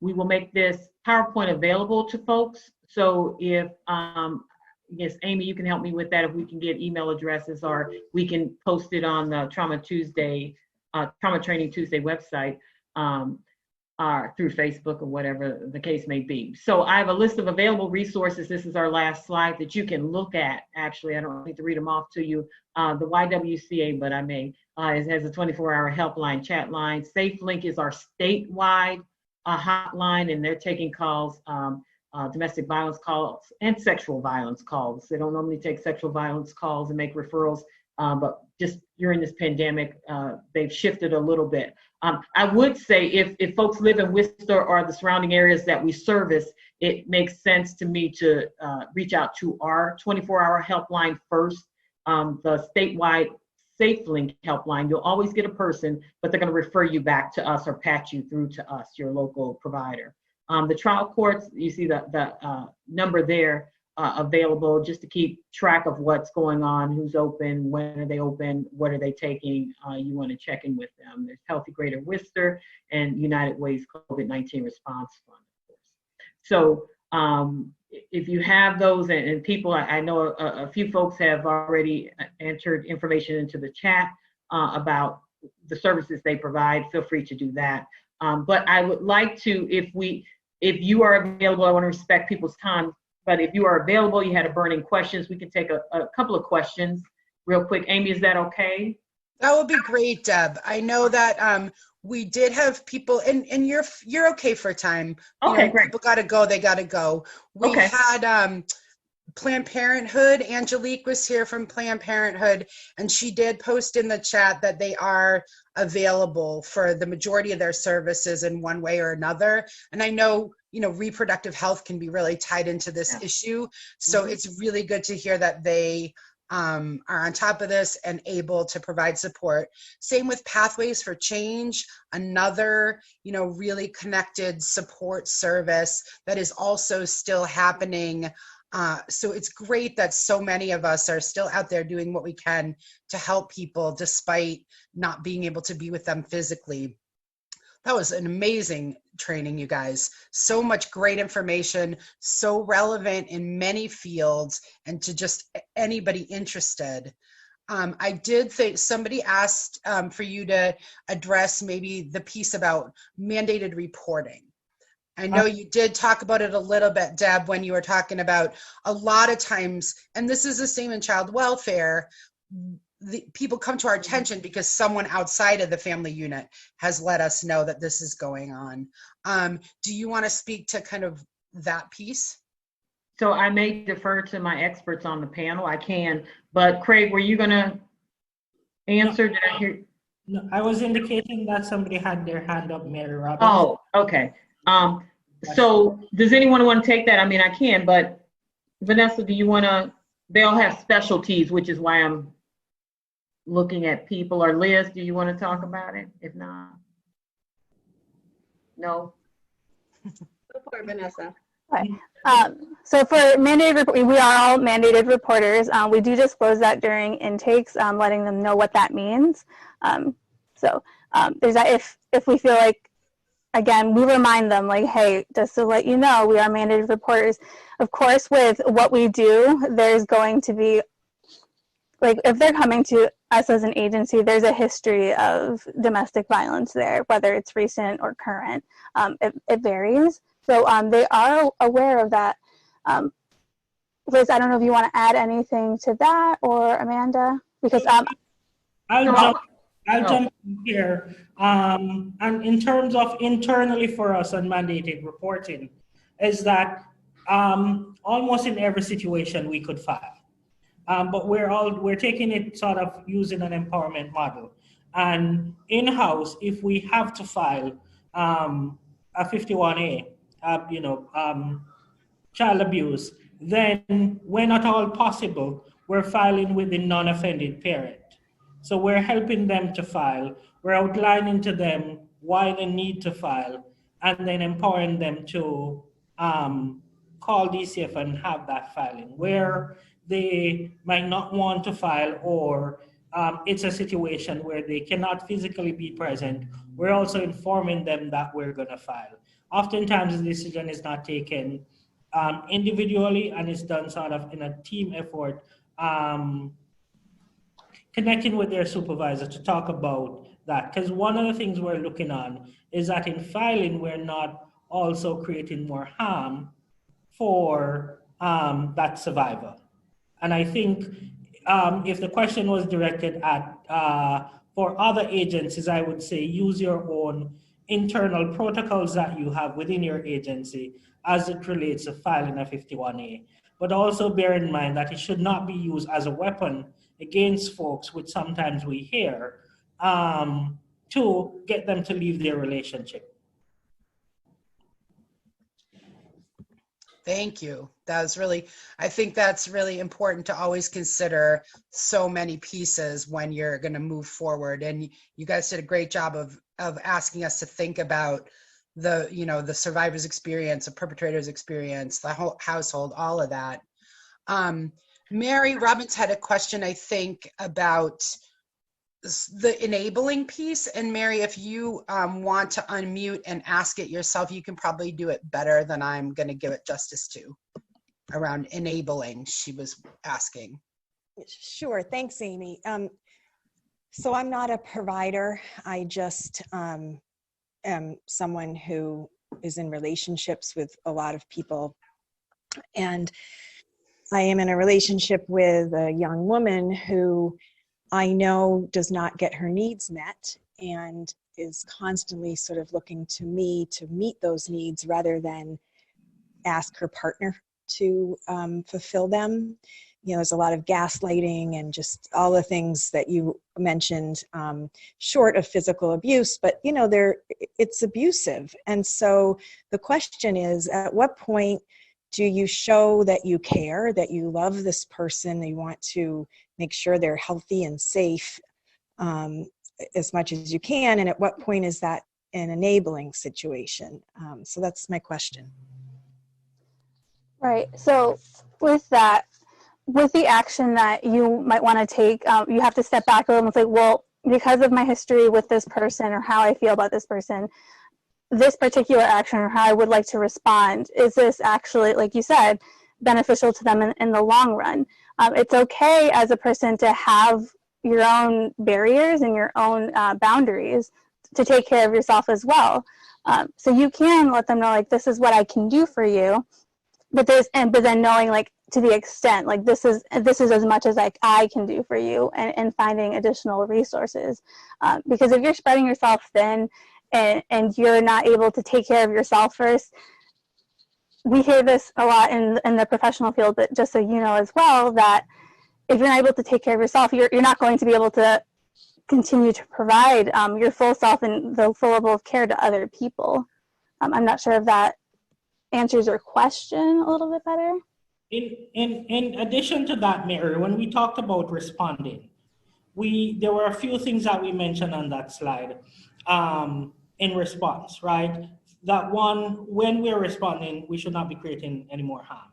So we should be respecting the person, and that they're an expert on their lives. That because you might think that they, in their particular situation, they should be out of the relationship. Domestic violence is, it's a unique place that this is somebody who you love and who you might be trying to work on things. And Vanessa had mentioned, what are some of the things that are keeping that person in the relationship? And oftentimes we'll ask that question to folks, what's keeping you there? And so sometimes asking that question will help you to understand that it's not enabling, but they are at a place where they're trying to work on things. And two, if you find yourself in a place as a friend where you're not able to provide that support anymore, you can make mention of that to the person, that here's what, because of this, and this, I'm not able to provide you with these supports. This is how I can, continue supporting you.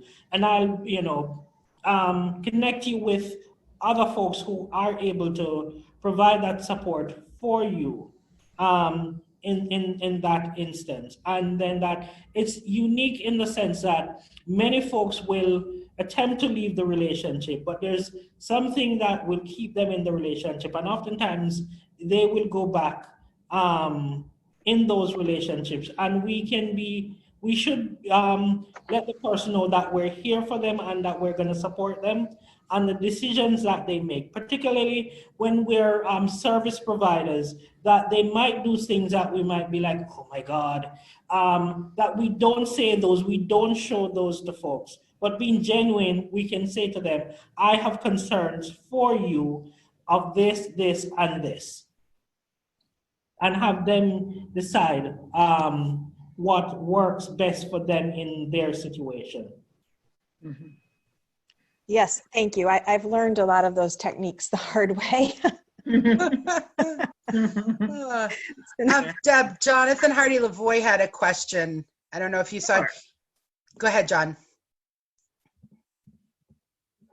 Are you on, John? He was going to ask it himself. John? Oh, yeah. Sorry, I was muted. Can you hear me? I hear you now. Okay. So I'm working with a family, and there's a parent who has an adolescent who has been physically, psychologically, and emotionally abusive towards them. And they're feeling very stuck and not knowing how to take any steps to stem that cycle of abuse, and what options may be available to them within the community. They have some behavioral health providers involved, and the adolescent is really not interested in engaging with those providers. So myself and some other folks have really trying to be a support system for this parent, but they really feel like they're at their wit's end. And to have watched the last 2 hours or so, I guess I've already should have known it, but it just clicked that this is essentially a DV situation, but it's got a bit of a tweak to it because of it's a parent and an adolescent, and they're the only two people living in the home, and this parent really just doesn't know where to go.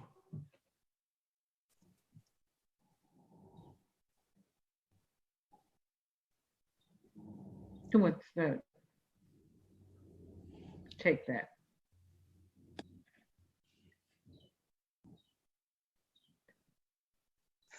Do we Well, all I hear guess the I'll question? Stump the Are we not? experts. What, sometimes this happens. Are we not clear about the question, Jonathan? Yeah. So are you, Jonathan, are you asking like how additionally to support that person or what's available Yes. for them? Okay. Sorry if it wasn't No, that's clear. okay. It's okay. So a big resource again is realizing like if that like if they've labeled that this is a domestic violence situation, if they're not there, engaging them in that conversation, like, well, this is like what DV is, and this is what I'm hearing from your situation. Do you think that like that correlates together? Is that similar? Maybe starting that like that planting that seed like is for them to realize like the situation, because then you're seeing this and you're hearing it, and for you it clicked like this is DV, but they might not be there yet, this parent, as well as maybe documenting any incidents, if it's physical or even like the incident, like verbal, emotional, something that they can't get past, documenting those incidents. I'm not sure, you don't have to say how old the child is, but having, at least we see, and we suggest for survivors is documenting if it's safe to do so, or keeping track of that, even if it's letting a provider know. Right now with COVID, it's a little harder, especially if it's just the two of them at home and there's no privacy and that other person can hear. So it's a little bit more difficult. Yeah, that sounds like a good idea. Speaking to them and seeing what their take is on the situation. This parent has a DV trauma history. So they are aware of what some of that looks like, but they might not realize that this situation currently could potentially fall into that category. But also, if they do realize that having them document the specifics of the abuse that's going on. Yeah, if it's safe to do so, and the child is not going to find that somewhere or know like their hiding spots, as well as something to consider. Or if it's even just by documenting, if they're able to disclose that to anybody, like on this day this happened, if the other party isn't present. But yeah, seeing they might not have that, like, well, DV for them might be like intimate partner, but not my child is abusing me. They might not be aware that that's also DV. Agree. Yeah. Good one. Right. We have more question in the chat where somebody was asking, what if the abuser is a high-profile person or police officers? Right. I was wanting to address that, Craig, but go right ahead. I just saw the question too, so go right ahead. You can go ahead. Well, I and you fill in somewhere. I mean, I think, from the time I've been doing this, we know that abuse, and we say this all the time, abusers look different. It doesn't matter the race, the ethnicity, the class, the job, whatever job you're in. Police officer, judges, doctors, engineers, it really doesn't matter. It crosses all kind of lines that intersect in people's lives. So help, you still need help. And there's a variety of ways you can kind of address it. And I would say that if the person needs help, to call the helpline, and we can kind of talk about it a little bit more. It is, that much more intimidating when it is a person in a position of power. And so the abuse can look, is exacerbated by the fact that, some of the things they'll say, like, everybody knows me, and then you really are scared, because the people you call sometimes, depending on the community you're in, may be the police. That is your first responder. And so if this abuser is a police officer, and has you believing that no one's going to believe you, it can feel very intimidating, isolating, and you can feel helpless and hopeless. But there's a way to deal with everything. And I can't say that it's always a good outcome, because we have to be real about it. But we have encountered these, and we are here to help support folks and support them through the process. But yeah, when you start talking about people that are in positions of power, it's just another layer of abuse and another way of intimidating, I will say at this point, a victim, especially in court systems. It's very difficult. very difficult. It's hard enough doing it when it's, someone who's not part of those systems that are supposed to be there to protect you to begin with. So those things are difficult. And I want to say, I saw a question early on in the presentation that I think referred to what is it like for people of different races who encounter, I'm not going to call it the justice system, but the legal criminal system, right? And how are people treated? And I don't know that was all of it. I remember reading a tidbit, and I wanted us to get back, I think maybe Vanessa, maybe it was Liz that touched on the cultural religious piece of that. Throughout this whole presentation, I mean, our mission at YWCA is to eliminate racism and empower women, and we take that seriously. And so everything we do, the goal is to do that in a comprehensive way that takes into account the intersections that a lot of us kind of experience with the different identities we have and we claim. So it is another layer of things for those who are abused. And you think about maybe just as an example, a Black woman walking into a courthouse, and I noticed throughout my 30 years of experience that folks may be looked upon differently, or people who come to us, survivors who come to us who look a certain way, come into emergency shelter, and maybe even the advocates, well-meaning advocates may think that, because you're a Black woman, you have this stereotype of being a superwoman, and you're strong and we're resilient and you can handle everything, and maybe not get the same services provided to someone who may seem more fragile to them, because that's just the messages we have gotten in our society. Advocates can be helpful in that respect. We are a multilingual, multiracial staff at YWCA, and I hire people for that reason. Like, I want folks to look like the people we serve, right? So we know that the people, the perpetrators, the abusers look and are all kinds of things, and so are survivors. So I can't say, those systems are in place, those institutions that we sometimes experience or have a different experience with, that it's just exacerbated by the abuse. I mean, so you're going in there, so it's not, and my first call may not necessarily be to the police because of the reputation of the police in certain communities.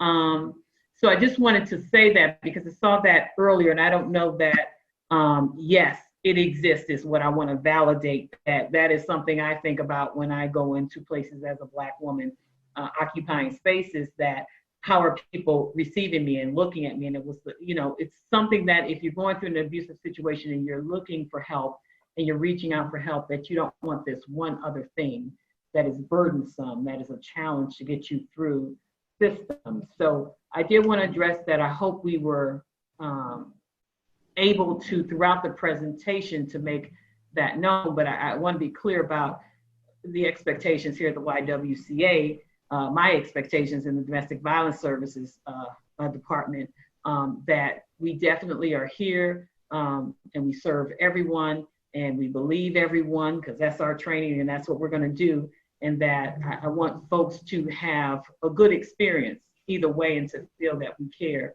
and that we, as a YWCA and as DVS, we address those inequities in society on a regular basis, whether it's the inequities children of color are experiencing in the Worcester public school system, whether it's decarceration, which is a whole nother conversation, but definitely how we as Craig can, at the same time, work in the courthouse and provide services for even young men of color that want to have a conversation about what violence looks like in their communities. So I did want to address that. I kind of went off there a little bit.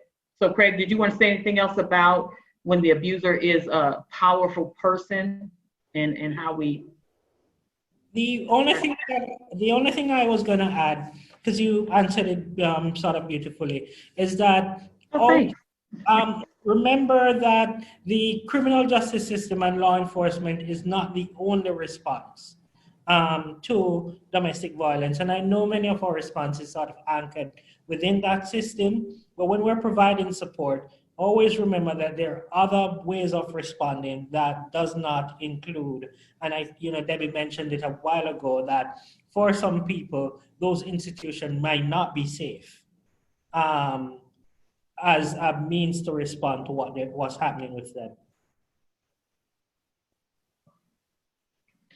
Wonderful. Any other burning questions? I want to make sure that if you have stayed on this Zoom call with us this long, that we have answered the questions you have. And if not, like I said, the PowerPoint will be made available. Thank you, Liz, for this wonderful PowerPoint. And then we have all these folks you see on this side of your screen are experts in their respective components. So I want you to feel free. If you don't remember the names, or you're like, I heard something, please reach out to the 24-hour chat or helpline. It is for professionals as well as people that are seeking services for themselves. So we want to make sure that's available. I know you all know Amy. So if nothing else, Amy, we have a direct connection. She can reach out and we'll make sure to get you any information we can possibly provide you with. So one, and I keep saying this and I'm going to end it for real. The one other thing I saw in the chat was emergency shelter. We run into this all the time. It is a major frustration, even for us and across the Commonwealth for other providers, including services, that we just cannot keep up with the number of beds that are needed. And that's a societal issue. Like, why do we need this many beds? Let's start there. But we cannot keep up with them. We just can't. We are all across the Commonwealth. We are full. We're currently full, our emergency shelter. And people are staying longer because housing is an issue, affordable housing for folks. So there's so many layers of this here. But please call. If nothing else, we can make a plan, because we know when, as Vanessa said earlier, it takes an average of 7 times for someone to actually leave. And we get those calls. And the hardest thing is, when you get the call that 7th time or the 8th time, whatever it is, the 5th time, and they made the decision to leave, and then to have to tell someone, but I don't have room at the inn for you. I don't have room at the shelter. It is the hardest thing. And we are constantly working on that. I will say, reach out to, especially during this COVID period, something I hope they continue. They recognize there's a lack of beds available. We prefer folks, if they're leaving abusive relationships, at least that's my preference, that they go to a place that understands abuse and not just a congregate shelter. But if nothing else is available and you and your family need to be in a place, that may be a placement, and we can provide support around, supportive services. So I just wanted to address that. We're sorry, we make these presentations. We know there's a huge demand and we just don't have the space, but it's something we bring up all the time across the Commonwealth with sister agencies, and we're working on that. But please reach out, because there's other things we say in the moment you decide to leave. We want to validate that. We want to offer you support that we can while you may have to stay in place or find another place. Worcester's actually been doing a really amazing job of responding to people in need. I know that they did, sort of in a week or under 2 week turnaround time, set up a shelter just for women. Yep. And we know that many women have children. So I think that that's sort of in the, kind of in people's minds as well, that this is a population that's going to continue to need a safe place to be. Just wanted to say thanks so much to everybody that's still here. I know a lot of people had to log off, but everyone, really expressed their gratitude to the YW for the information, for the work you do, for your place in our community. We really are so grateful to have the YW in our city doing on the front lines, doing the most important work that there is with people that need help. It's really so appreciated. So we will post this. The Zoom recording has the chat bar available to people too. So if there was something in there they heard but didn't write down, they can scroll through and find that. It's also, we greenlight widely sharing it. Whether you're in Worcester or not, the information about domestic violence applies everywhere, I think. So we'd love to see it get to as many people as they can. And, I feel strongly that education really does move things, that when people, you all said it, when people realize that this is what's going on or have that insight, then they usually can take action and get themselves safer. So thanks so much again for giving everybody really useful, relevant, important, timely information. Thank you for having Yeah, us. thanks. Thanks, Amy. Should we call it a day? Thanks Yeah. so much, you guys. It really was amazing and so helpful. Thanks Much for having us. appreciated. You're welcome. All right. Thanks, Wonderful. everyone. Bye. Take See you care. soon. Bye. Thank you so Thank much. you. Thank you.